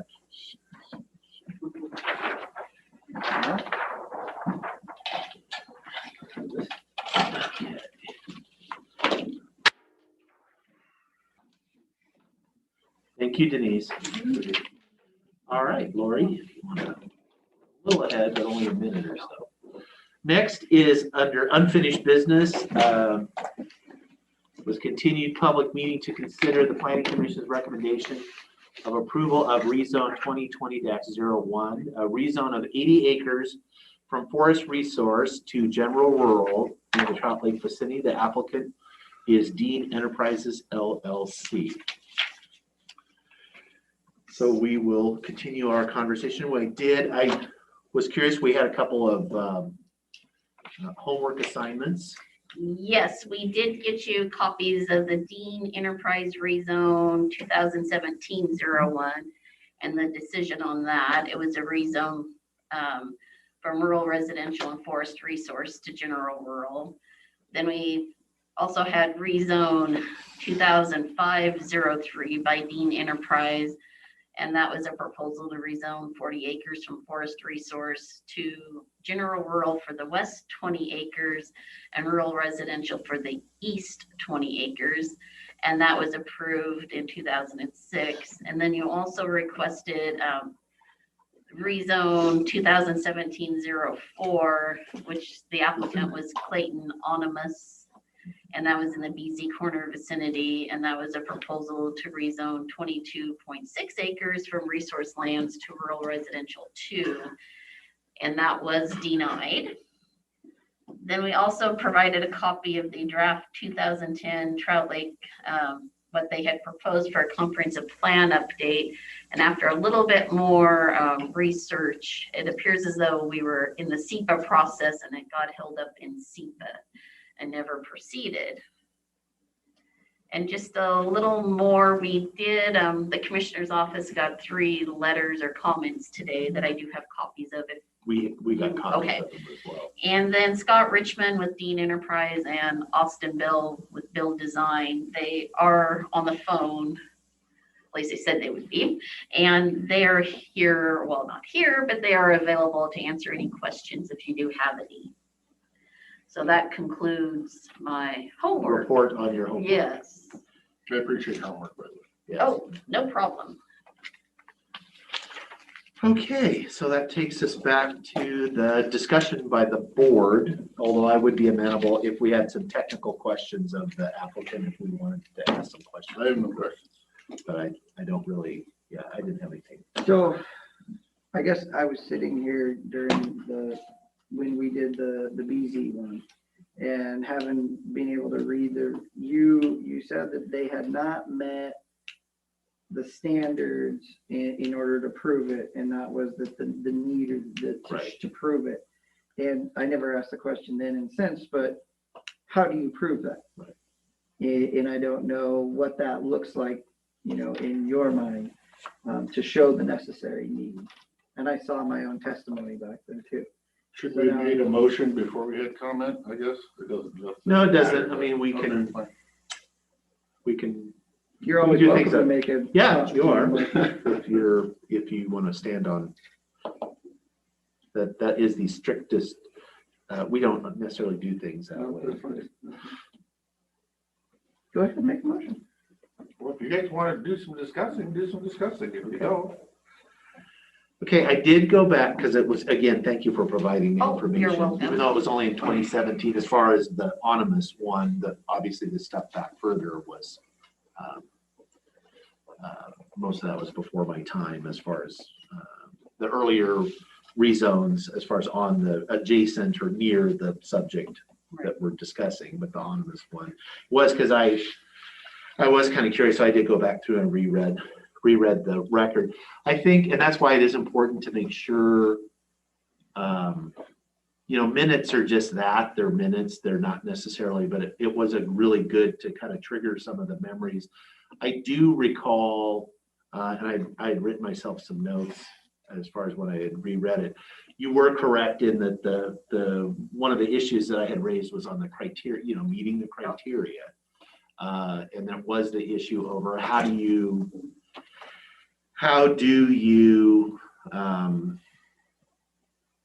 justify the need is there for additional, because I always think of rezones really you should not be doing rezones out of generally the time to make changes to plans is through the comprehensive plan update process. It's a public process. People set as far as parcel sizes and what they want, you're planning for the community. Rezones are like a special circumstance. They're supposed to be, that's what they are. They're outside that process. And so, one of the criteria is, conditions have changed. There was a mistake made in the original, this is to clean that up. And so you have to kind of go through the checklist, and the argument that was made then, which ultimately was not successful, was the need for it was the need for these 2-acre lots. And I think the board was uncomfortable that there really was no data to support that. It was more anecdotal. But in my recollections, another one of the big issues was that there was Houston BZ, and you certainly know this, had been the subject of a lot of interest and a lot of litigation. There was active litigation with the third attempt at comp plan update, sub-area plan in Houston. Actually, we still have some outstanding litigation going on there, and that was part of, even if it wasn't really stated, that was part of the thinking, is that you don't change the rules when we don't even know what the rules are. And so we're probably better off to just leave things as they are. And there was significant community concerns that were raised with that rezone as far as the one in BZ. So it's certainly relevant to the question that's in front of us, which is in Trout Lake. We have some similarity in that we don't have a comp plan that's been updated it's been decades that we're using old comp plans. We don't have any active litigation, so that's not the same, but we definitely have a lot of citizen or resident, there's been some issues raised with residents there as well. So that's similar to that 2017. And so I had written down kind of the policy question for me, though, outside of the stuff, kind of specific or across the whole county, is we basically have our comp plans, our sub-area plans, except for Dalesport is probably the most recent one that's been updated that we've gotten through. I'm looking to Lori. We redid that one. I mean, and again, this wasn't last year. That's probably from my memory is. Or was Dallasport after Snow? I think Dallasport was after Snow because they were And very active because yeah. Dallasport wanted to do it again and we were like, you just did it.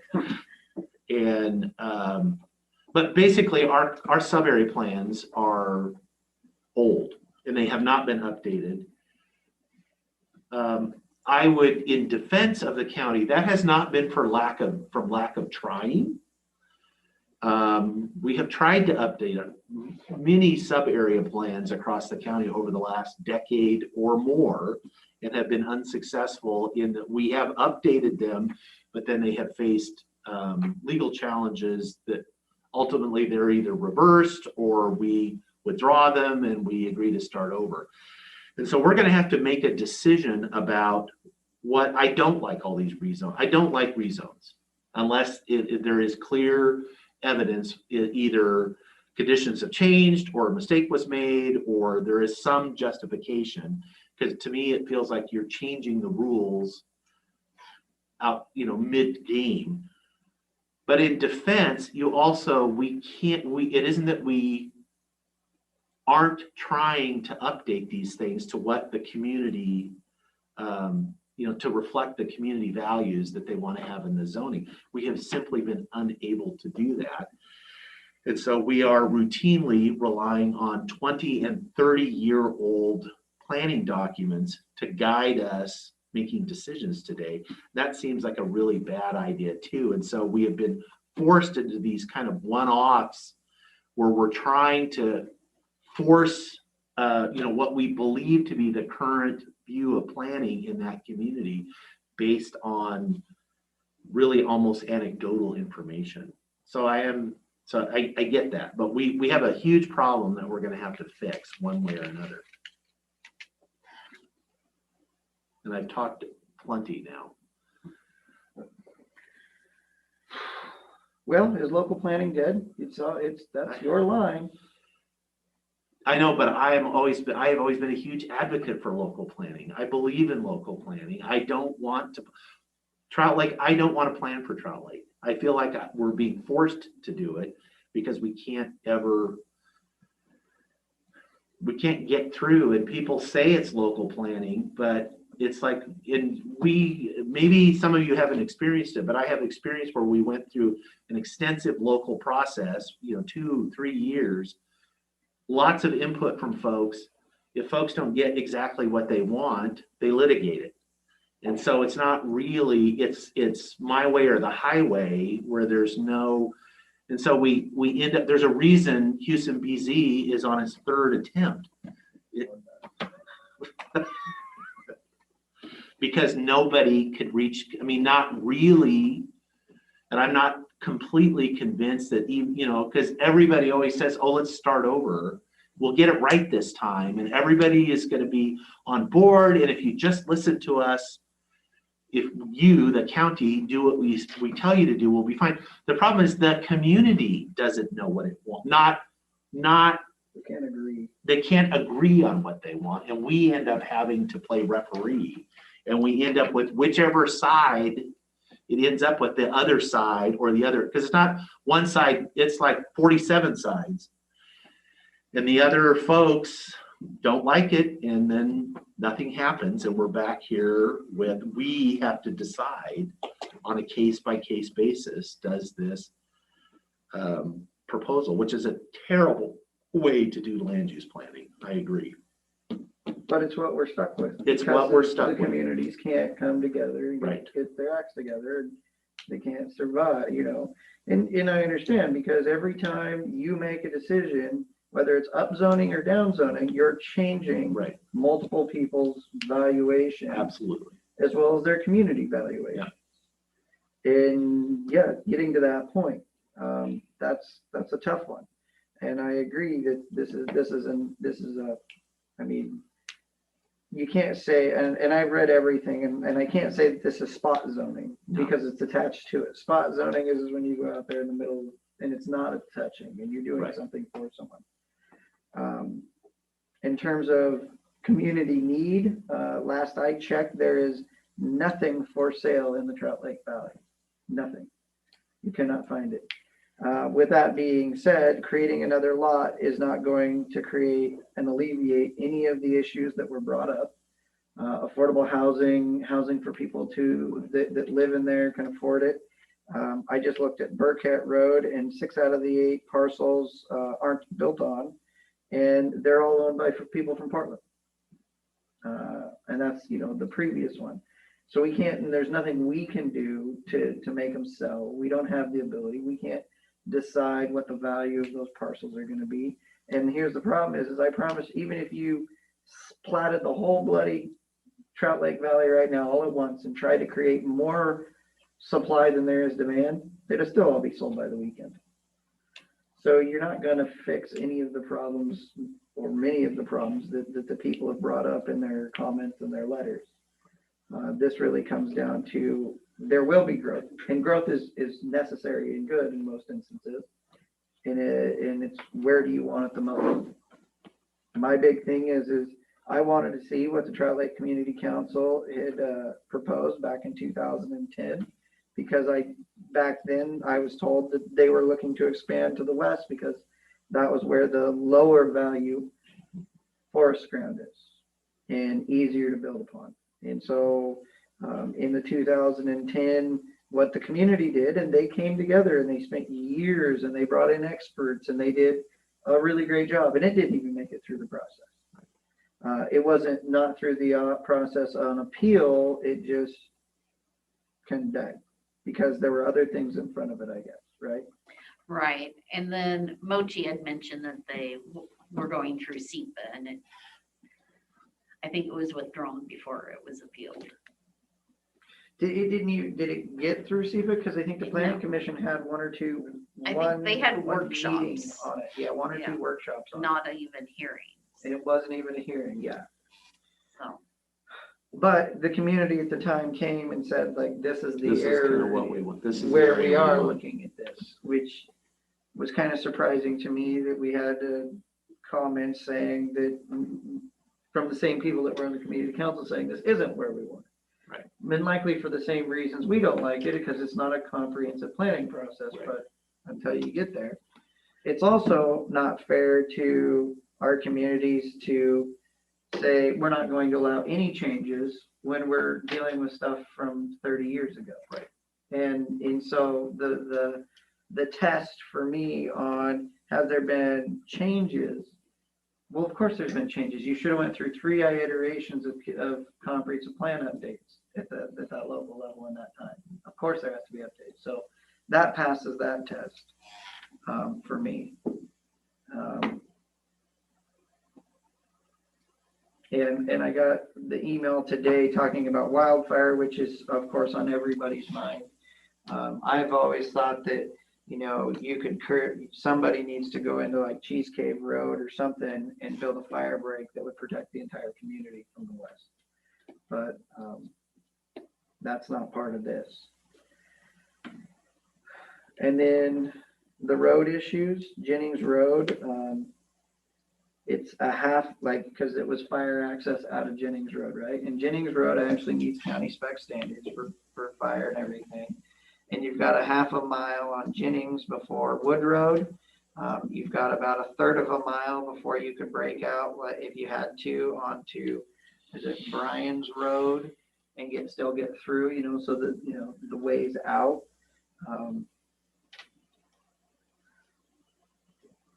I don't know. This one's not easy for me based on the past, but when I look at the community of Trout Lake and how it's being divided, that is the next logical place to build upon. Right. And for me, I will say that the proposal is mostly consistent with what the community had asked for in the draft back in 2010, which granted, from a legal perspective, we can't rely on it because it's not adopted, but it's guidance to me. Because frankly, I do that sometimes as far as, like if I have a question about something, sometimes I will look back at the draft that the the community provided before it got edited, just to kind of see what they were thinking. Because sometimes there's things where they, like, we can't do that because of some, there may be some legal requirement, there could be some stuff, but it's helpful to have an understanding as far as what the community, that's the same thing as I look at this, the 2010 this was kind of, it gave me some guidance as far as, and this, it's not perfect, but it gives me some sense of what that community was thinking. Again, 11 years ago, but that's more up to date than 27 years ago or 30 years ago, or, so I don't know. Commissioner Christopher, we have not heard from you. No, you haven't. No, so we're all getting a turn, or a couple turns. I'm gonna be short and sweet. I think in some ways it could be considered a spot zone just because it is not in their current comprehensive plan. I think in some ways you can say it's detrimental to the public health and safety and general welfare because there is no fire exit. For those two reasons, I am opposed. Okay.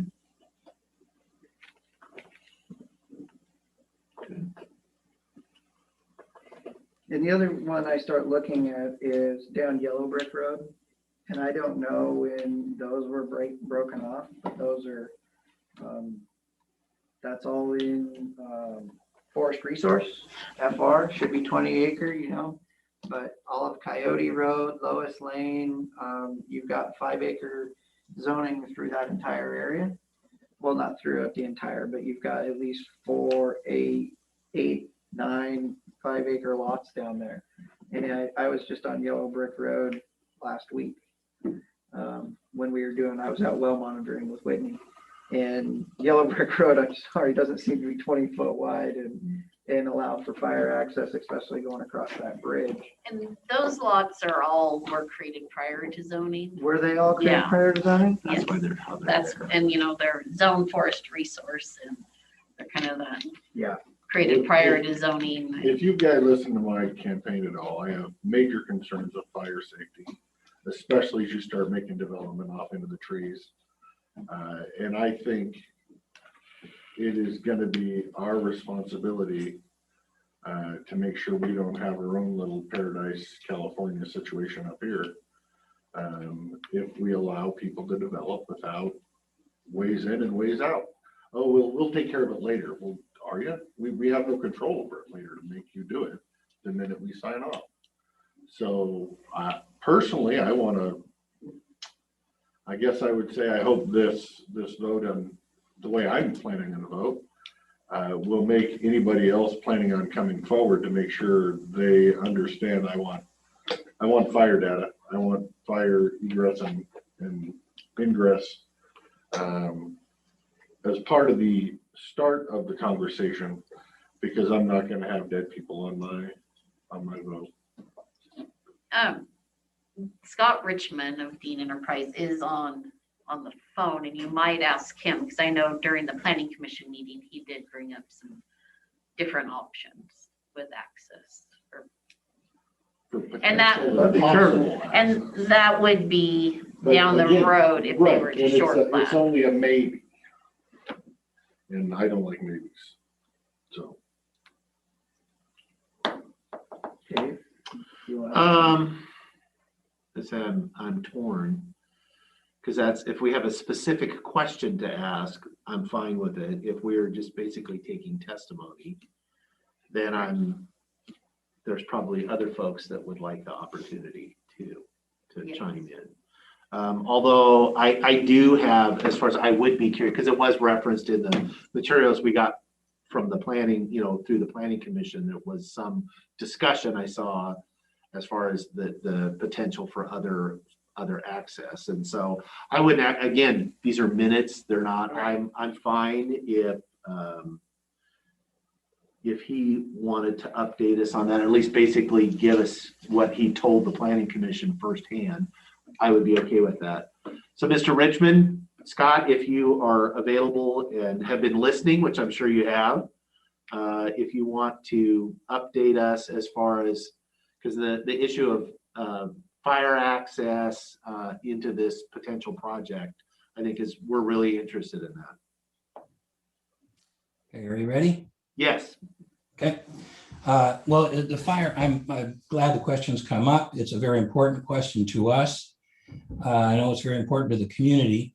I'm going to say at the beginning, we did do a shaded fire break on Cheese Cave Road 10 or 15 years ago, can't remember exactly when, and have talked to DNR about updating that in the near future again.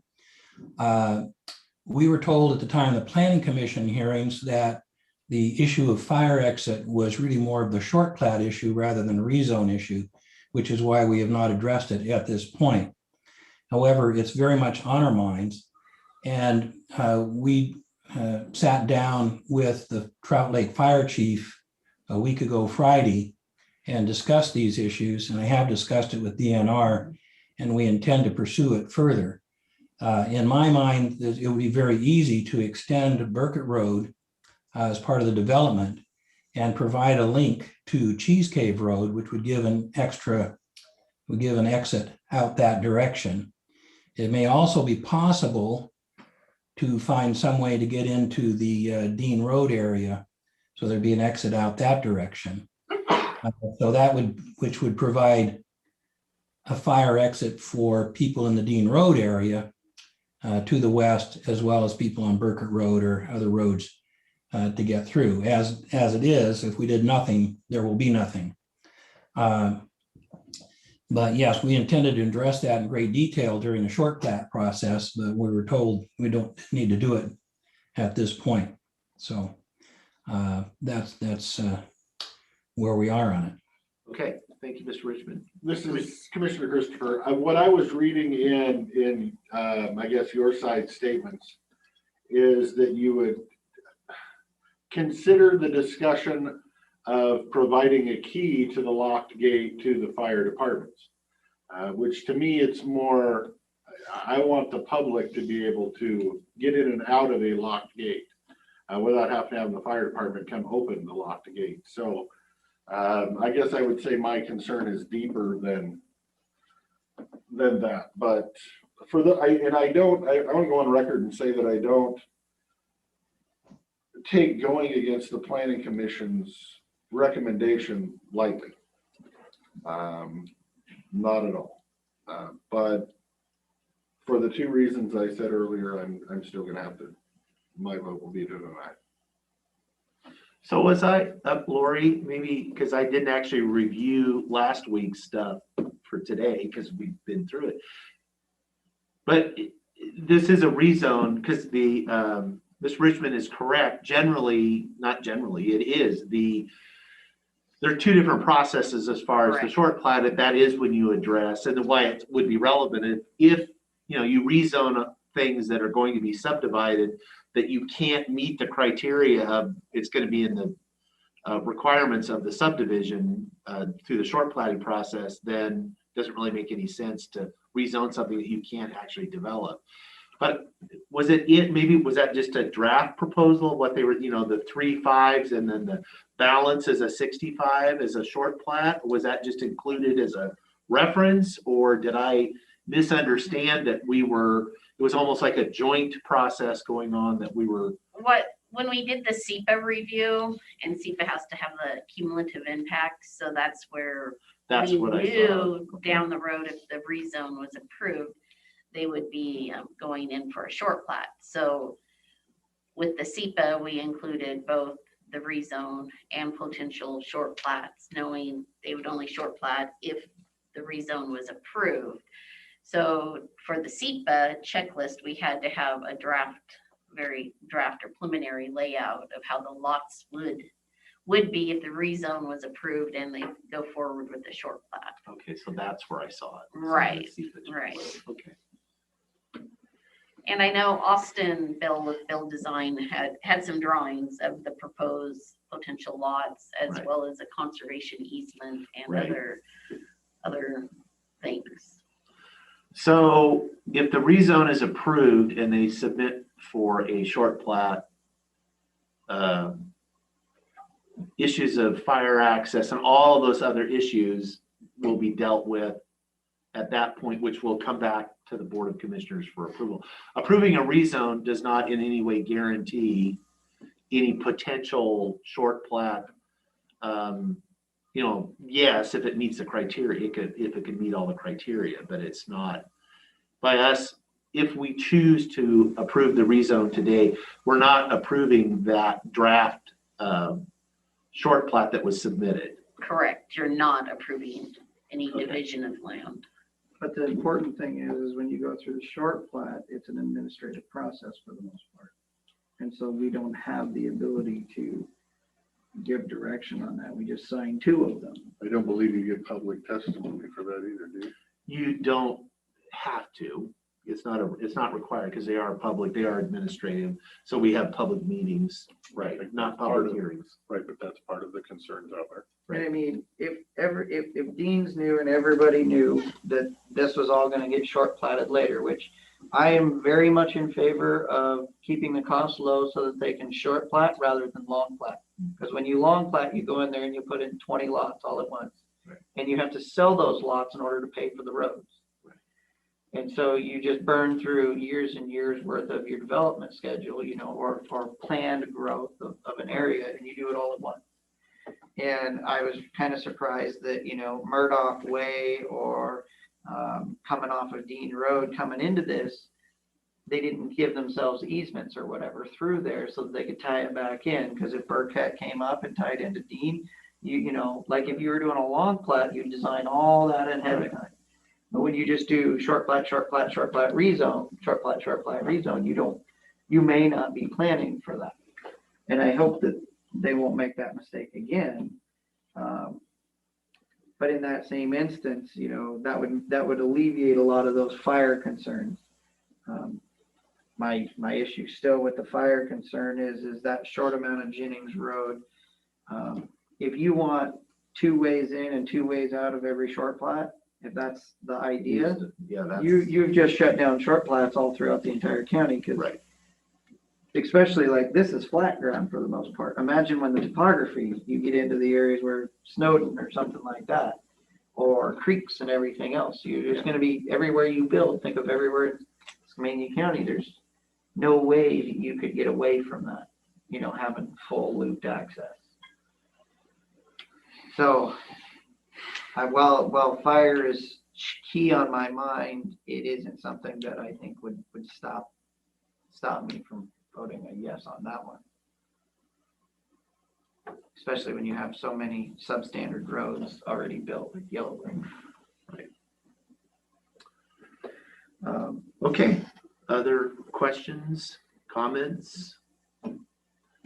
Mr. Chairman, I would make a motion that the commissioners hold a public hearing on this rezone request. We have taken a great an amount of comment via emails and everything else, and that is, in my mind, in essence, halfway to a public hearing. And we have not got to hear from per se the applicants even.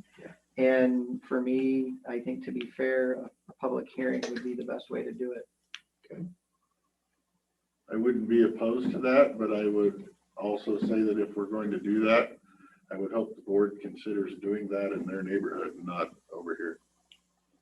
Okay, I'm still looking for a second. I will second that. Okay. Now we'll have that discussion. Yeah, discussion. I would be okay with that if it was over there and not telling all those people to drive over here on Tuesday at 2 o'clock. Dan, you do know that nobody shows up for public comment. Everybody shows up on there. Not all people of all age classes are very familiar with that. That is true.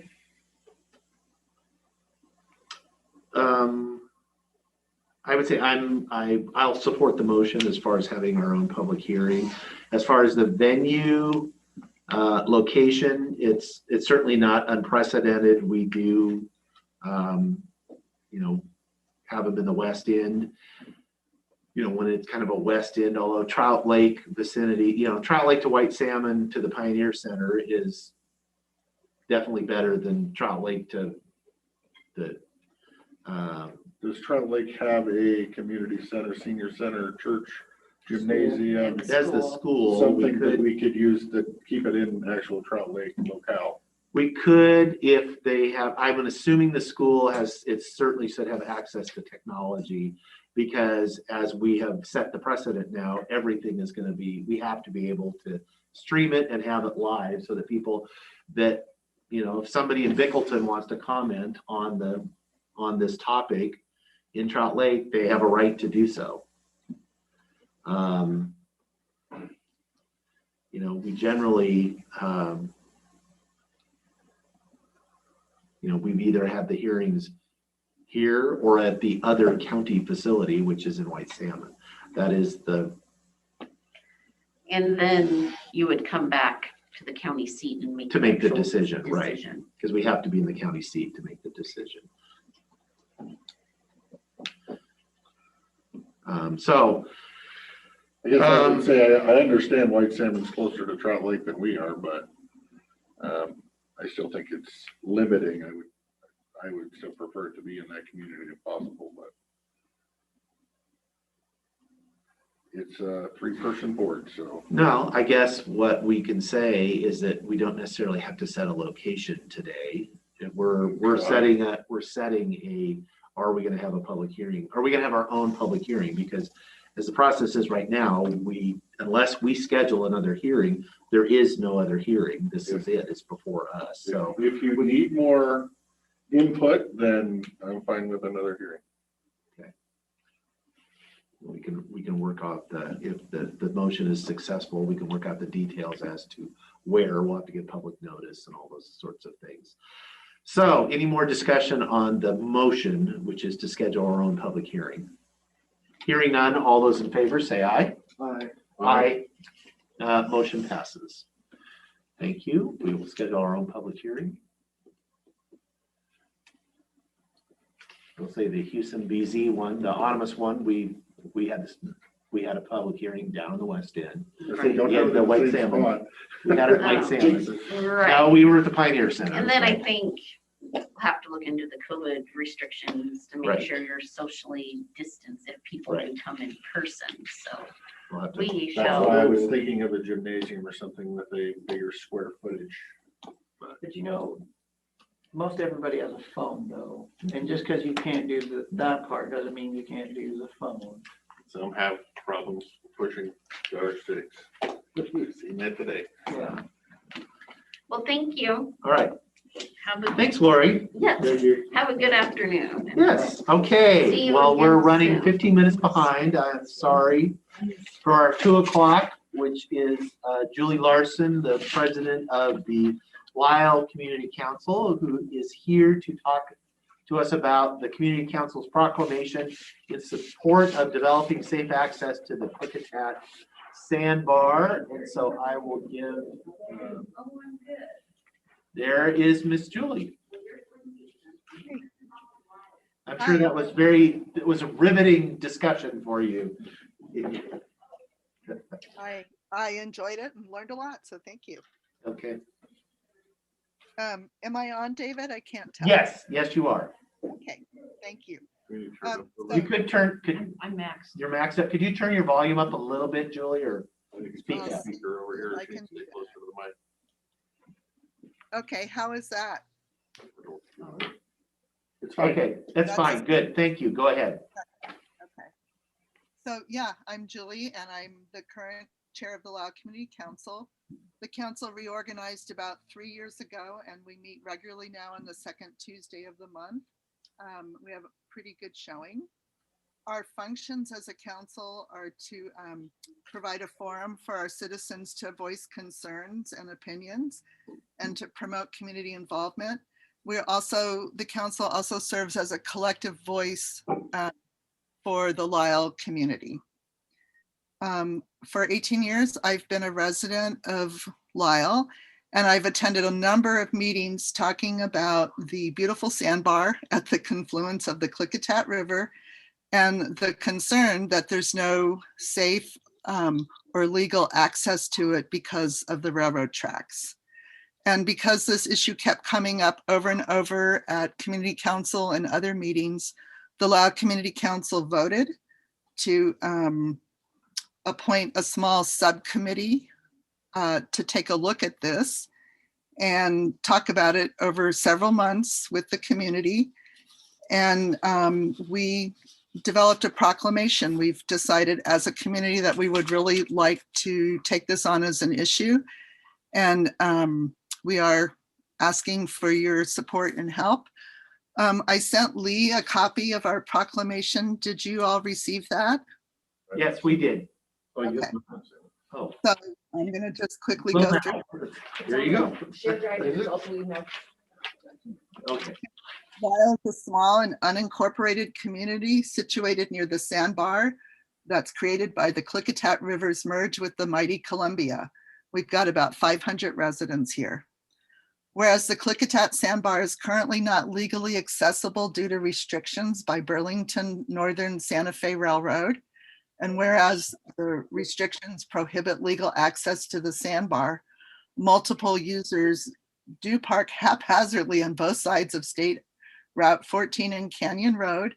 They cross the railroad tracks illegally, and this has presented lots and lots of safety issues. The sandbar is recognized as in the kiteboarding community as a location with world-class conditions, and safe and legal access to the Klickitat sandbar would be a positive development for the vitality of the Lyle community. Whereas we've had years of investigations and meetings and discussions for the support of the safe and legal access to the sandbar, and many of those have involved our County Commissioner, Dave Sauter. Thank you, Dave. And there's multiple agencies that would be involved in this project. So the Lyle Community Council hereby proclaims on behalf of the Lyle community that there's significant interest, support, and willingness to work with all the parties involved to see this project to fruition. And I just want to underscore that we have the support of longtime residents like Orrin Johnson and Barb Sexton that remember family picnics and swimming parties on the sandbar. But we also have heard from, I think his name is Michael, let's see. It's a large, let's see, Michael Stroud, the president of the Columbia Gorge Wind and Water Association, which has hundreds of members, have also expressed an interest in this. And then lots of just newcomers, and I guess I still count myself after 18 years still a newcomer to Lyle. But I do like to go down there, and I'm not a kiteboarder, but it's just a beautiful area, beautiful place to recreate. So our subcommittee consists of 2 of our council members, Bill Weiler and Glenda Lovejoy, and a community member, Vern Harpole. And they've put considerable time into looking at this and talking to some of the stakeholders. So for now, I'm going to turn this over to Vern Harpole, who's explored a couple options that he'd like to present today. Okay, Mr. Harpole, go ahead. Good afternoon, Board of Commissioners. What we'd like to do more than just say we would like something is we're going to start putting together an actual plan of how we would proceed. Over the last 2 or 3 months with Commissioner Sauter's help and many other people, I've learned about the Washington Utilities and Trade Commission, how you get petitions to get crossings, how you deal with Burlington Northern, and all of, and then the Highway 14 congestion study. It's going to be a monumental task. But what I wanted to just very briefly give you a heads up on what our thoughts on planning are. And we'll come back with a much more detailed presentation. But basically this comes, we've talked about having it as a 2-phase project. The first phase would be to just get an emergency crossing that would regulate emergency access and just regulate the access in general, so that it's not chaos on the street. And there is great precedent to get an at-grade pedestrian crossing. And Issaquah, Washington has a pedestrian at-grade crossing going from a busy highway across the railroad tracks to a water feature, identical, and it goes right across both Union Pacific and BNSF. And if Lee, could you let me share a screen for a second? Sure, hang on.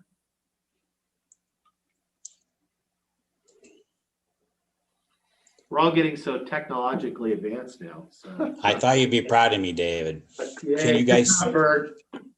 can you see my picture? Not Not yet. yet. This is, look at this. This is, there's no whistles. There's just a little serpentine cyclone fence. This is a full speed track. Trains go by here at 60 miles an hour. Pedestrians beware. So I just wanted to show you that there's absolutely precedent. See, here's the corner and there's the, Jake, I'm not finding it. our crossing has great long stretches before you get even close to so anyway, we're going to use this as Vern. part of our petition. Now you can share. Now Please you share can your. share your screen. Yeah, so share content, share your screen. Okay. Thank you. Now can you see it? Not yet. Impress us, Vern. I'm seeing it. You have to click share screen, Vern. now that Yeah, you're there should be on a it. green button at the bottom of the page. There we go. There we go. There, sorry, thank you. Did we make him the host or just share this? Delta CU. Okay. Still not see. Oh, there you go.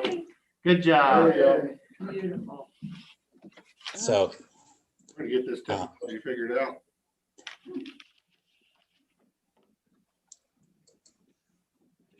there's the corner.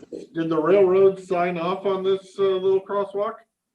Yes, yeah. It's been there for 20 years plus, and there's no whistle, and they're going full blast, and the pedestrians aren't really a threat to the train. The train's certainly a threat to the pedestrians. So I think that's why a pedestrian crosswalk is. Anyway, we're going to explore that. Okay. So anyway, I'm done with that. Okay. And we don't want to do that. Now, how do I unshare it? Click the little green button at the bottom. There we go. There you go. See, look at that. And now you need to make Lee the host again. Yep. Vern. Okay. So And then phase 2 would be, That quickly. so that would be phase 1. We would try to do that over the next year or two with help from the county commissioners, maybe get us a sponsor with a state legislature or something to go before the WTC and get an at-grade crossing right away. And then secondarily for the permanent access, our plan would be to access the river from the Lyle Point on the east side of the Klickitat River and put a pedestrian bridge over the Klickitat River from the parking lot by the boat ramp. And we think this is possible because there is a county road that literally goes right up to the railroad tracks where we could gain access to a pedestrian bridge. There's a 5-acre lot right next to the boat ramp that we could develop into a parking lot. It would take all the congestion off Highway 14. The parking lot would serve dual purpose of giving us finally a parking lot for the boat ramp, which it desperately needs, and then parking for access to the sandbar. We envision this to be a cyclone fence covered bridge that could be closed and access be denied when the fish are running. Anyway, there's lots and lots of ideas. We'll polish up this presentation and get it to you better, but those are our thoughts. I don't want to take up any more time. I'll give it back to Julie. Vern, would you mind giving Lee back the host status? So click on Lee Snell. There should be 3 little buttons, and then you need to click make host. Top right-hand corner of Lee's. Yeah. I see Lee. Make Lee something. Make your host. Make her the host. Okay, there you go, Lee. Thank you. Thank you, Vern. He is now the host. Good job, Vern. Dave, how does the tribe feel about these? Well, I would be, We're gonna I'd be find out. here, I would be curious, you know, other people's perspective on that. Ms. Larson, what's your perspective on that? Well, I think. Not to put you on the spot. Yeah, you sure did. I certainly cannot or would not ever speak for the tribe. And I do see them as really important stakeholders in this. I've reached out very, very lightly and preliminary to a Quick Fix staff member, just that this conversation has started. And and he's not necessarily in a decision-making role, but one of the things he felt he would really like would be a chance to talk to more recreational water users about the impact that their recreational their recreating on the water has with native fishing and nets, and really kind of said maybe we could turn this into an educational moment. So that's as far as we've gone, and we really have a responsibility to work with the 4 tribes that fish the river to consider all this. That's my understanding of it, but we would certainly need county commissioner authority and title in order to really approach this in a nation to nation kind of way.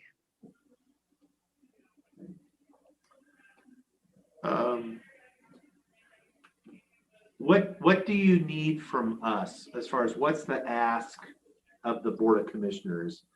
Other than, you know, is it just sanction? Is it support? What's the ask in this? Well, that's a great segue because I have 3 bulleted things. Perfect. So I appreciate that. One is we do need support and endorsement that this is a project the county sees as value, and that you know, we would work and partner on this together. So we need your public endorsement. We also need help how to bring this to the attention of state representatives and senators. And also, as Vern mentioned, the Washington State Utility and Transportation Group. So we need, as a small council, we need more behind us. We also really understand that there could be a lot of economic development opportunities in this. And we would like to talk with the Klickitat Economic Development Board for an impact study. Because by everything we're hearing and looking at, this could bring a lot more people into Lisle, and we'd like them to spend money and help out our community with the money. And then lastly, just some sort of ongoing means to partner and stay in touch. Some kind of communication. You know, we didn't know if that would be a regular place on the agenda every month, or a subcommittee, or an appointed liaison, but just some way that we stayed in touch as we work together on that. Okay. Those all seem really like very reasonable requests to make of the board. I'm going to open it up to my seatmates. I'm pretty familiar with the project and certainly the area, and you know, I made like a pretty good liaison. Yeah. And it's in your district. And it's, yeah, and it is my Like I said, hometown. to me, it's, you know, to get the railroad signed off, to get the Indians signed off, you got a tall mountain to climb, but I'll support your effort to climb it. Okay. Thank you. Yeah, I agree. Yeah. I guess I'm the liaison then. I nominate Chair you. Larson. So, you know the most about it, it's in your area. Good luck. Right. Go forth and do good work, sir. Okay.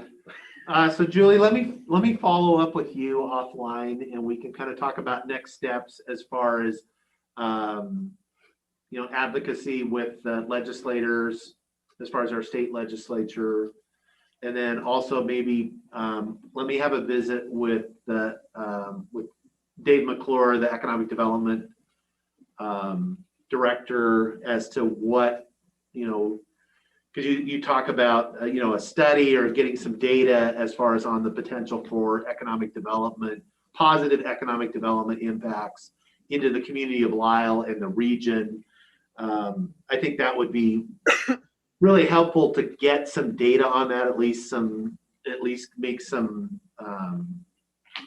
supposition as far as that. Are you recommending spending taxpayer dollars before we get tribes and railroads to sign? I'm not suggesting, I'm suggesting tapping staff that we have to get, I'm not talking about doing a But study. not using the dollars that are there. Staff versus dollars. Right. Got it. Okay, good with that. No, I can't, none of us can spend any money without each other's approval. Well, that's why I was trying to figure out which direction you were going with that. So, so let me follow up with you, Julie, then, and kind of see what our next steps are, as I will as the liaison, the apparently duly authorized liaison, so. All right, well, thank you. And we will probably be making a public announcement that the Klickitat County Board of Commissioners is endorsing our proclamation. I just want to make sure that. I guess is that, are my seatmates good with that? We're okay, yes? I would suggest that your staff could prepare a resolution in support of this. Right. I'll prepare that in 2 weeks on the consent. On the consent. So you'll actually have a piece of paper from us, a resolution that formalizes it. But I think if you want to talk about, but before that, you are free to do so. Wonderful. Well, we thank you a lot, Vern. I don't know if you have anything to add.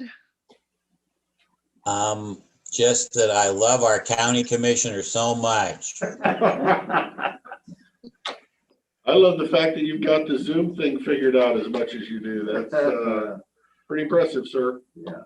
All right. All right. Next month, we're going to try to have a hybrid Zoom meeting with the community, because as I heard you discussing earlier, we do have community members that have had trouble joining the Zooms. So we're trying to make sure they are included. But we need everybody there if they can come on Zoom. So wish us luck. Speaking of that, could you send Lee your community meeting, Zoom meeting info? So if I wanted to tune in once in a while, I could tune in and it would be on my calendar? Oh, would be glad to send that. And you're always, all three of you are always invited. It's a public meeting. Perfect. Thank you, So ma'am.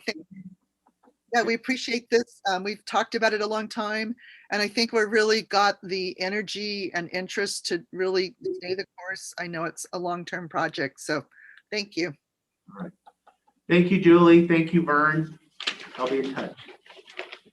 Okay, that brings us to our Veterans Advisory Board update. Welcome. It's been a while. Good to see you again. Good to see you, especially in the flesh. Congratulations to the new board members. Jacob, Dan. Congratulations, of course, on behalf of the board. We'll introduce those of us real quickly. My name's Bill Caldwell. There's 5 of us. For you new folks, there's 5 of us. 3 appointed by each commissioner, then 1 each from the Goldendale American Legion Post, and myself from the White Salmon Post 87, constitutes 5. So, we just had a meeting last week, electing new officers. Brian Thimming couldn't be here, he has a family emergency, so he's our new chairman. As his past chairman, I'm making a short presentation. And our newest member, also elected vice chairman, Frank Huey, District 2, right? He's District 2, so he's manager mayor. Yeah. Got him in the vice chair right off the bat. Vice chair.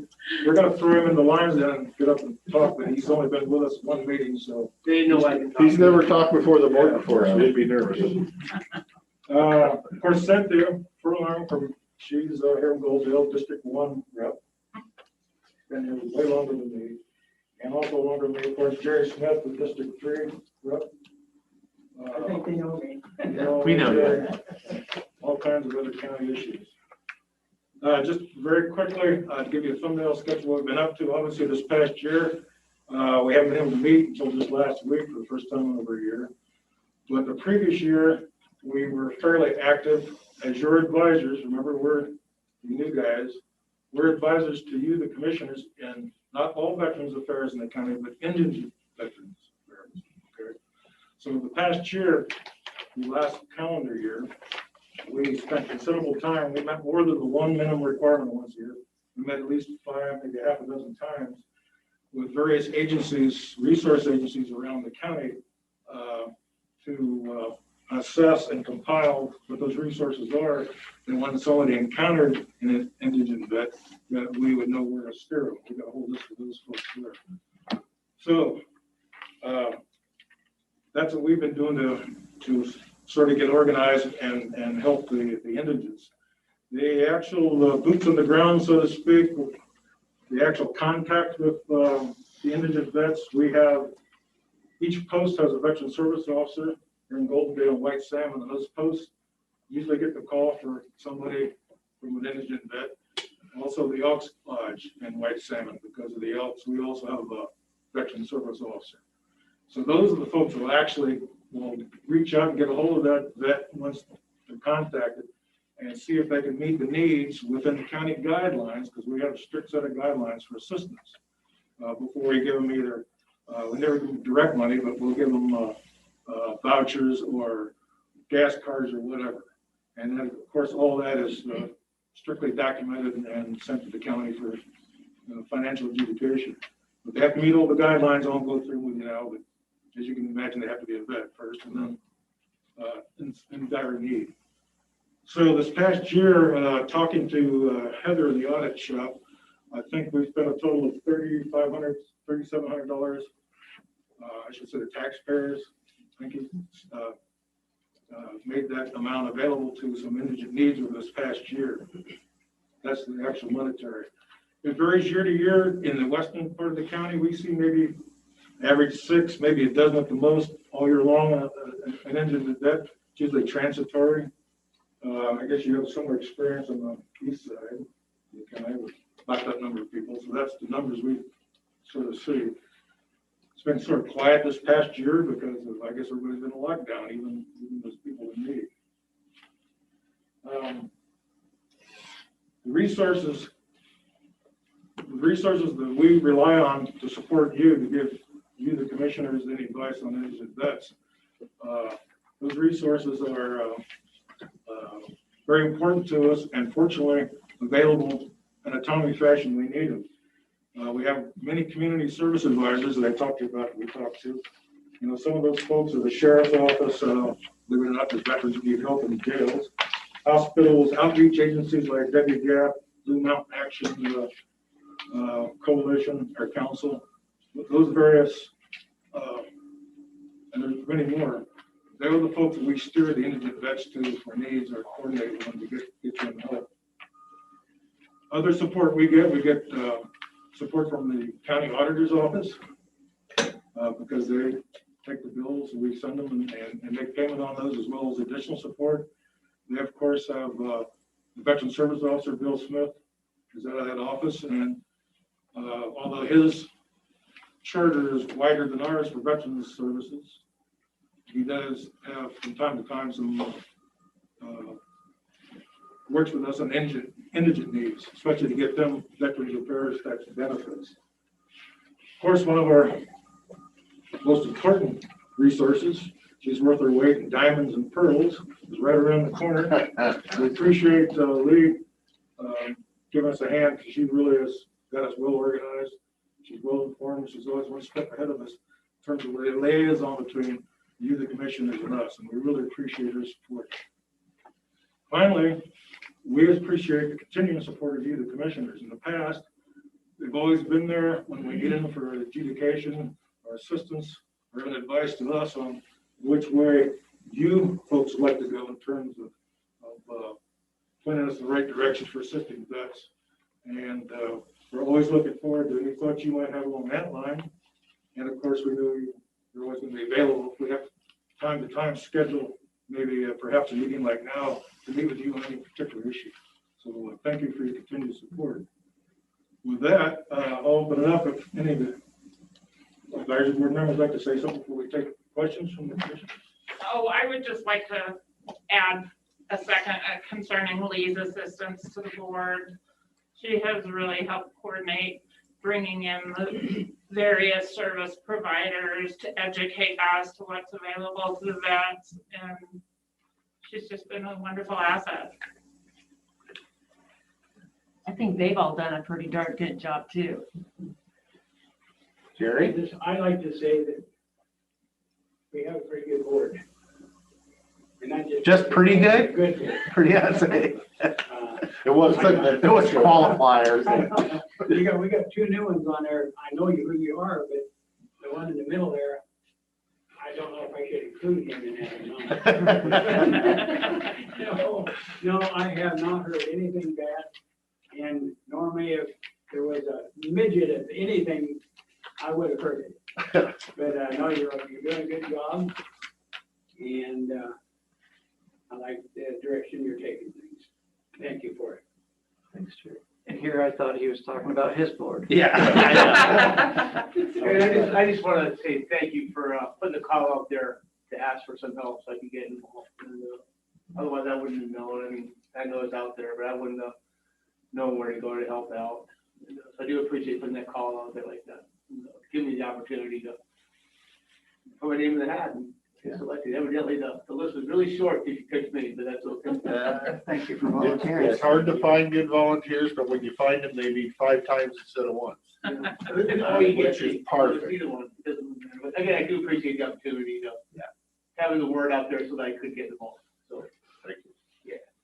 Of our indigent vets, you might work with 6 a year. How many of them are frequent flyers that you work with year after year versus?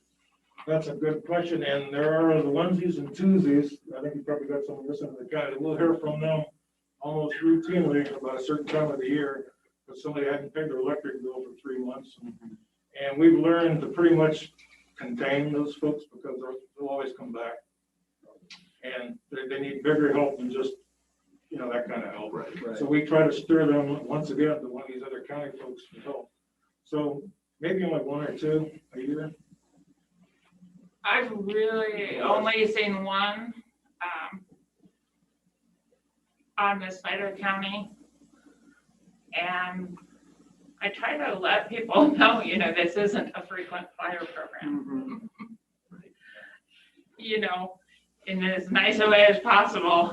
They need to get their ducks in a row. Yes, we're here to assist, but they need to get their finances in order too. And so, I've had one, but that vet had taken a few years off at least before she called out this year. Well, I can say for me, Frank, welcome aboard from as the appointee out of District 2. You're replacing, Keith Johnson was on there from the foundation, and in some ways, I credit him because Keith could be tenacious, I guess is how I'll say, as far as the formation of the advisory board, ultimately the getting a veteran service officer, all that a lot of that grew out of a conversation. I'll call it a conversation, that Keith had with myself at a candidates night, 3 elections ago for myself, about the real need. And, we did sponsor, and I know Jerry was there, kind of a community meeting across the whole county to get veterans together just to kind of understand what the need was that was out there. And the board saw, an incredible need for both the advisory board and other services for veterans in Klickitat County. And that's really, I think we should all be really proud of what we've sort of built in Klickitat County. It really is, it's kind of a model for other counties. We are stars. We really are. When I talk to, you know, our counterparts across the state, you know, this is fairly, the relationship, I would say, between the Board of Commissioners, its advisory board, and the veterans is, it's not that it's not, it's good in other places, but we are pretty special here where, and I think that, you know, that comes from a really supportive board, but more importantly, it comes from really active, engaged advisory board members that give us good advice so that we can make good decisions. So you are joining a very elite, I like to think of club, and you're going to be a good fit there, I think.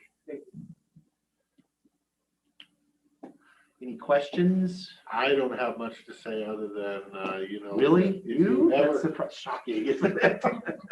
I'm the one that sits over here and lets you guys talk for 40 minutes. We're still learning each other. Want to hold hands while we talk? Yeah, please. So I'm getting the gavel. Anyway, just know that you have my full support. If you ever need anything from me, I'm a phone call away or an email away, and I'll be there in 5 minutes, kind of thing. So, 100% support from me. Yeah, that'd be a good follow-up. What do you need anything from us that we're not doing now, or more support, or more, you know, notwithstanding the last year, which is kind of an anomaly as far as, you know, as things, you know, free up and we're getting back to more of a normal thing. I mean, do you see things that you need from us as far as, or, you know, advice from you as far as for on indigents, as far as things that we could do if we're missing better, something. if we're missing something?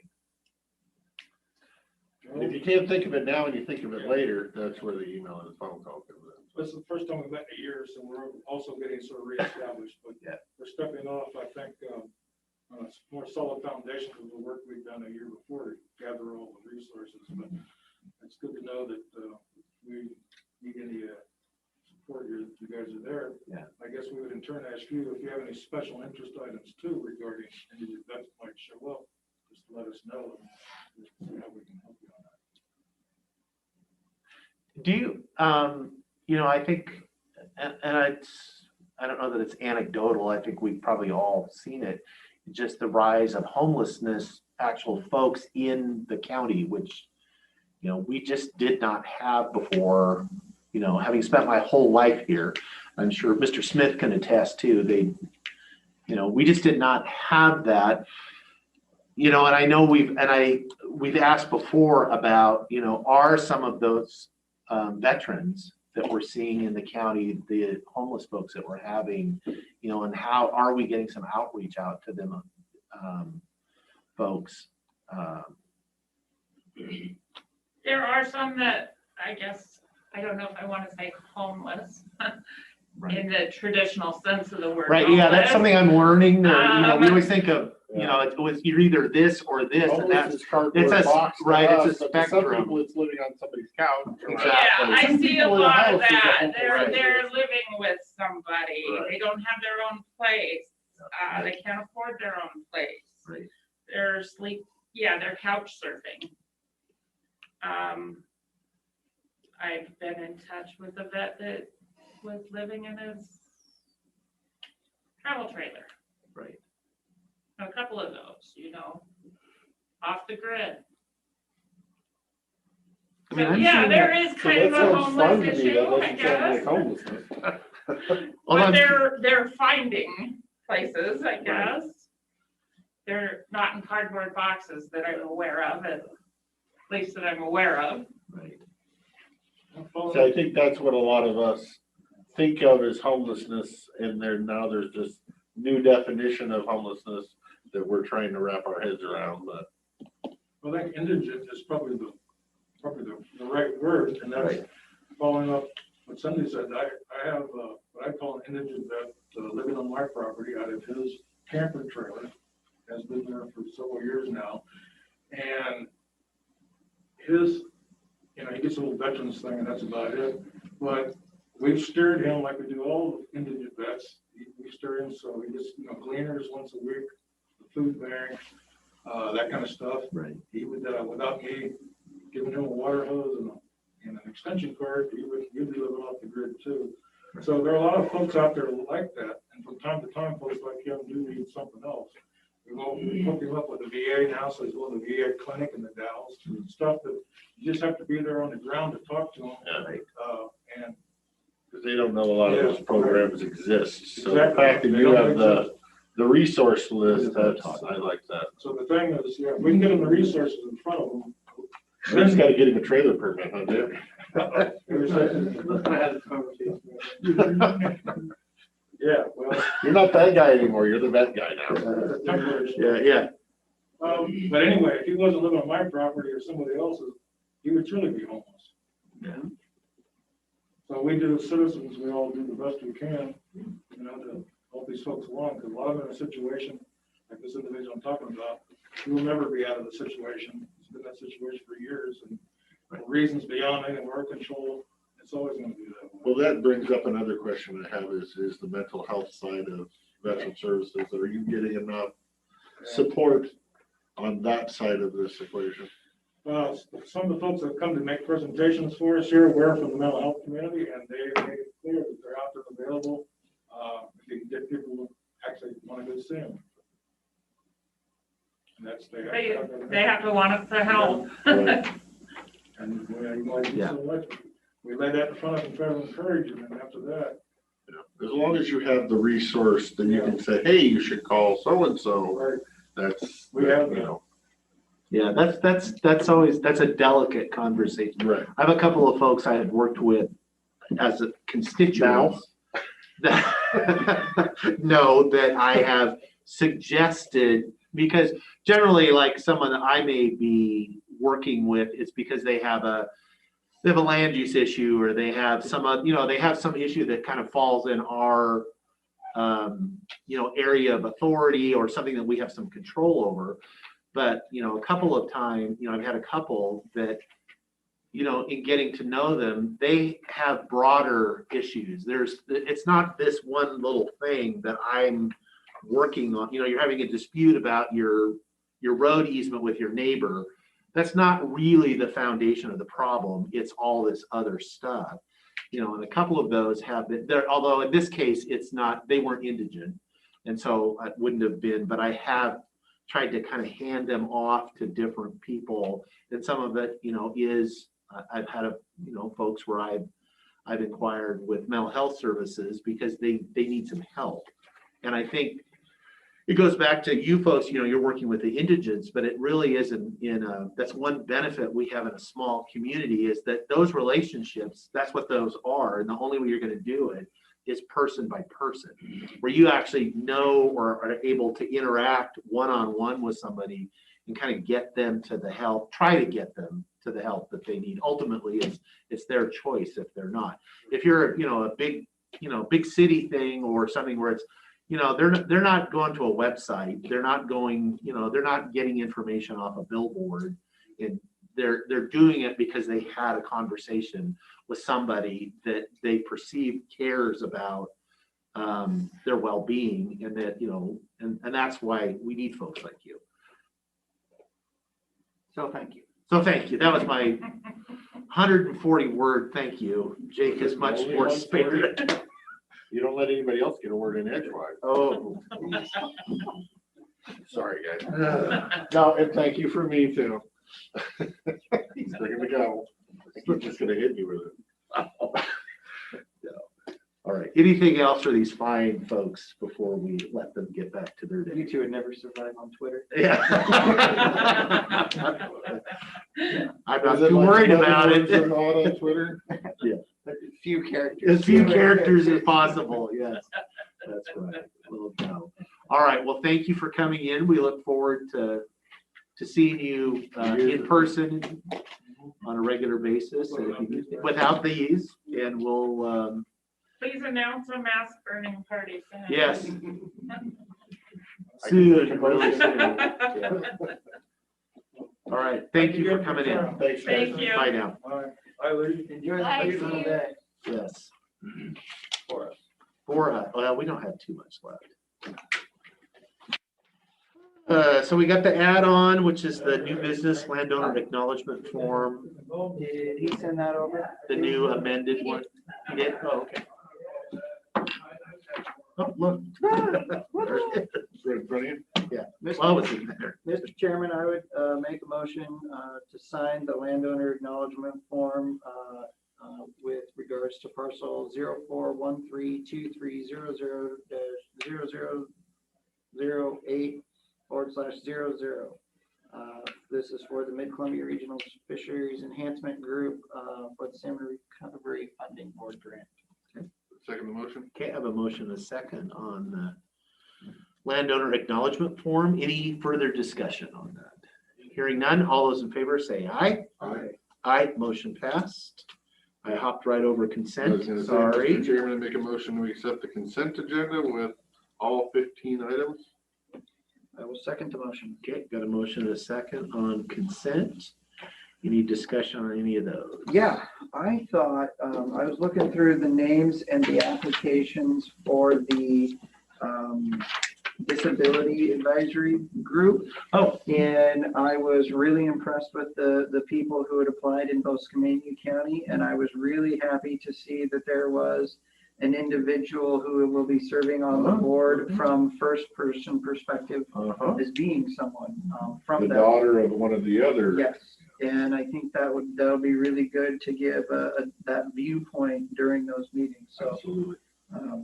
I was astounded. There were other people who had applied who didn't even make it on the board, who would have been great to serve on it as well. So, I just wanted to say of the consent that was really great to see that, I think that board will be off to a good start. Yeah, and the amount of people that got interested in that board, I guess I'd say it surprised me to some degree. I was surprised. But the people that are in that, the people that are close to, or have family, that are touched by that, they stepped up, and I want to thank them for that. Yeah, absolutely. Okay, any other comments on consent agenda items? No, okay. Hearing none, all those in favor say aye. Aye. Aye, motion passed. Payments and approvals. I guess I'll do it, Mr. Chairman, make a motion to approve pay estimate number 12 to Kirby Nagelhout Construction Company in the amount of $1,289,974.09, excluding retainings in the amount of $57,710.46, and including 7.5% sales tax in the amount of $96,748.06, for a payment amount of $1,329,011.72 for the county services building contract number C03120. And I will second the motion with Okay. a little bit of pucker. Yeah. Pucker huddle. Oh, A little pucker a little pucker huddle. Okay, I have a motion and a second to approve pay estimate number 12 to Kirby Nagelhout Construction. All those in favor say aye. Aye. Aye. Motion passed. See, I'd much rather see these Well, 1.3 I million. thought about it as soon as Jerry walked out, because Jerry would remember why it was called pucker huddle. Oh, he would. Jerry totally would have. Yeah, right after he walked out the door. Yeah, ask him. I'll ask him. Because if he doesn't, he'll make it up. It'll It'll be be really, really- which will be the reason. Which is most of what we have. Right. Mr. Chairman, I would make a motion to approve the payroll benefit warrants in the amount of $1,456,425.92 for the date ending April 19, 2021. I would second the motion. Okay, I have a motion and a second on the bills. Any discussion on those? Hearing none, all those in favor say aye. Aye. Aye, motion passed. Approve the bills. That brings us to elected officials report. Prosecuting attorney David Cannell.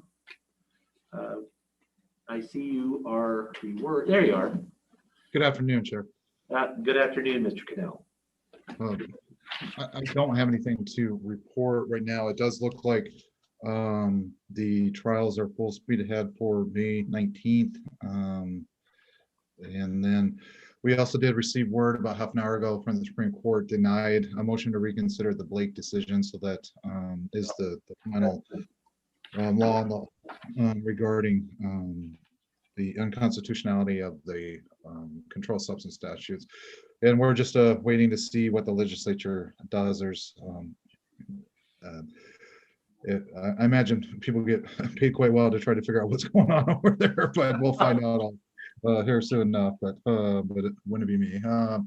And then just on another note, the Chauvin trial came back with a verdict about 20 minutes ago. They found the officer guilty. So hopefully there won't be massive riots all over the country tonight. So that'd be good. And that's what I know right now. Any questions? I'd be happy to try to answer. Dave, this is Commissioner Christopher. I have a question about what your opinion is of when this COVID thing starts winding down, are the courts going to start being super busy? Are you going to start being, are we going to start hearing requests for more staff or not? I guess I'd say I'm trying to get a budget idea in my head before we get too far into it. I don't think so. I mean, there's no way of, we have one courtroom, one judge we share with Community County, so that's not going to change anytime soon. And I know the East District is making plans to utilize the Superior Court when they're not in session on the alternative weeks to allow for some more social distancing for their trials. They're set to proceed. They're hoping on May 26, if I remember correctly. West District, has the newer facility down there in the Pioneer Building that is a little more generous with the spacing. So I think they're hoping to proceed on May 18th with some misdemeanor trials. We've all been busy. I mean, there's not a lack of work, but I don't see any reasonable basis at this point from, certainly I can only speak to my department. I don't say that. I was just thinking with all these cases that are going to start getting prosecuted and Blake cases that are going to start having to go backwards through the system. But you're right, the system can only accomplish so much, so it just takes longer. And thank you. Well, it's going to take longer, and some things just are not going to be the same as they would have been 2 years ago. Well, hopefully 2 years from now. I mean, that's just a fact of life. Okay. All right. I don't have anything else at this point. No news is good news. Yeah, no news is good news. So, okay. Thank you for everything you do. Thank you, sir. I guess my worry is I hope that the Supreme Court and our legislature figure something out with the Blake decision to make us not on the hook for illegal incarcerations and restitutions going back 27 years. That could just be such a mess and bankrupt small counties, but it wouldn't surprise me if they did. Okay. Don't disagree with you, but I'm going to move us towards board pending. Anything that anybody wants to bring up, or yes, Madam Clerk. This may help Commissioner Christopher as far as budget issues. If the West District courts really ramp up and try to hold their trials, their budget may be affected, and we monitor that fund here. And so I always try to guesstimate and do averages and kind of project out. And I also talk and work with their administrators. And so that will be one area, and I'll try to keep you advised. I do post if it's those small numbers, monthly. I can see it. If it's big numbers, we're gonna have to get ahead of it. So. We've had a couple years where we had to ask for supplementals. Yeah. The courts. Yeah, the court's just gonna have to play it by ear and see what happens. I think there will be impacts we haven't really thought about. Unintended consequences of things. Notwithstanding Blake, because that could really be, that could kill us. Really, really bad. Yeah, ugly. After King County pays the first little bit, they'll change the rules. They'll change the rules. Yeah, they'll fix it. I would just update,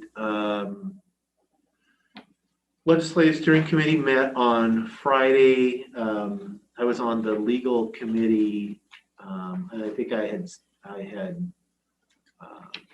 updated us last week that we were going to be presenting to Leg Steering on the proposal, our recommendation to pursue litigation, or at least potential litigation against the state over indigent defense under both unfunded mandate and some constitutional claims, that is a state responsibility that they are inadequately funding.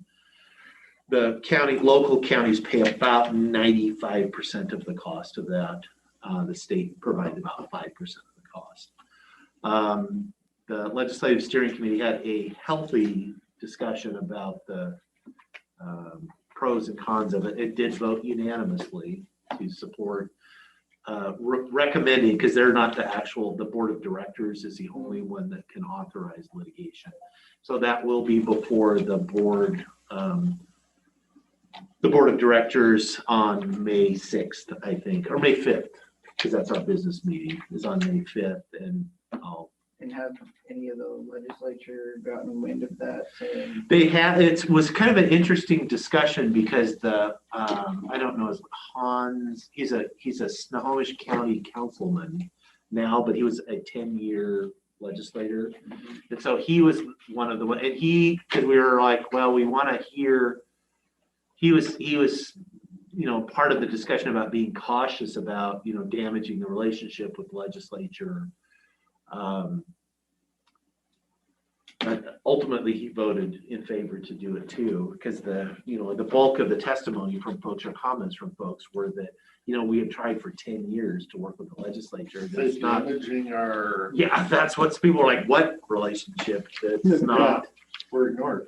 And we had several. I didn't, because I actually have not, and I would be curious if either of you two have had have you had interactions with our legislators on this issue specifically? It's like I have, as far as advising them, I have on the, you guys need to pay your share, but not that if you don't, we're going to sue you. Because several of the commissioners across the state had been told by their legislators that, we don't like it, but that's really the only way you're going to get our attention. So, because we did kind of use the example of McCleary, but I had argued that McCleary, again, you have unintended consequences that we could, and that is one of the downsides. And I think the board of directors will really make sure that we're comfortable before we vote on that, is because the state, like they did with McCleary, if the state say the courts find in favor of the counties that you're not giving enough towards indigent defense, we get all kinds of other resources from the state, and the state could just say, oh, okay, this is all now indigent defense, and we could actually end up with no more, maybe even less resources than we had before. And so that is, that's a risk that we're going to have to weigh. And I'm kind of okay with that, because if they want to cut a different program, then they can explain why they cut the other program. And that was, some of the folks, that was their exact argument, was like, well, then they're the one, if you're going to take money from public health and say, oh, that's now indigent defense. I was going to say, if I've got to suck money from public health to pay our share of indigent defense, I'm on the hook. So if they're going to do it, they can be on the hook. Right. That was the argument. So we'll see. I'll keep you in the loop as far as what the board of directors, because ultimately they'll be the ones that decide whether we do it. It's within the existing budget of the, because we pay an assessment towards legal defense at WASAC, and so we're not looking at any increase. We have 2 cases pending there. I think we have the ballot drop box is being handled through that program, which I think we actually will get some. They're being sued under the unfunded mandate statute that the state has. I'm trying to think of the other one we lost. That was the Spokane County where the legislature they had the folks that wanted to they wanted to change Spokane County to a charter county. Went to the voters said no, they wanted to stay. I think it actually went twice, and it said no, and so the legislature just redrafted things, and it ended up where you had to go to a 5-member district only elections in counties between this size and this size, of which there was one, which was Spokane County. Right. And so the association sued, saying it was not a uniform election system, and the state Supreme Court sided with the legislature. So we lost that one. So there you go. So I think that's the only update I have. That was on Friday.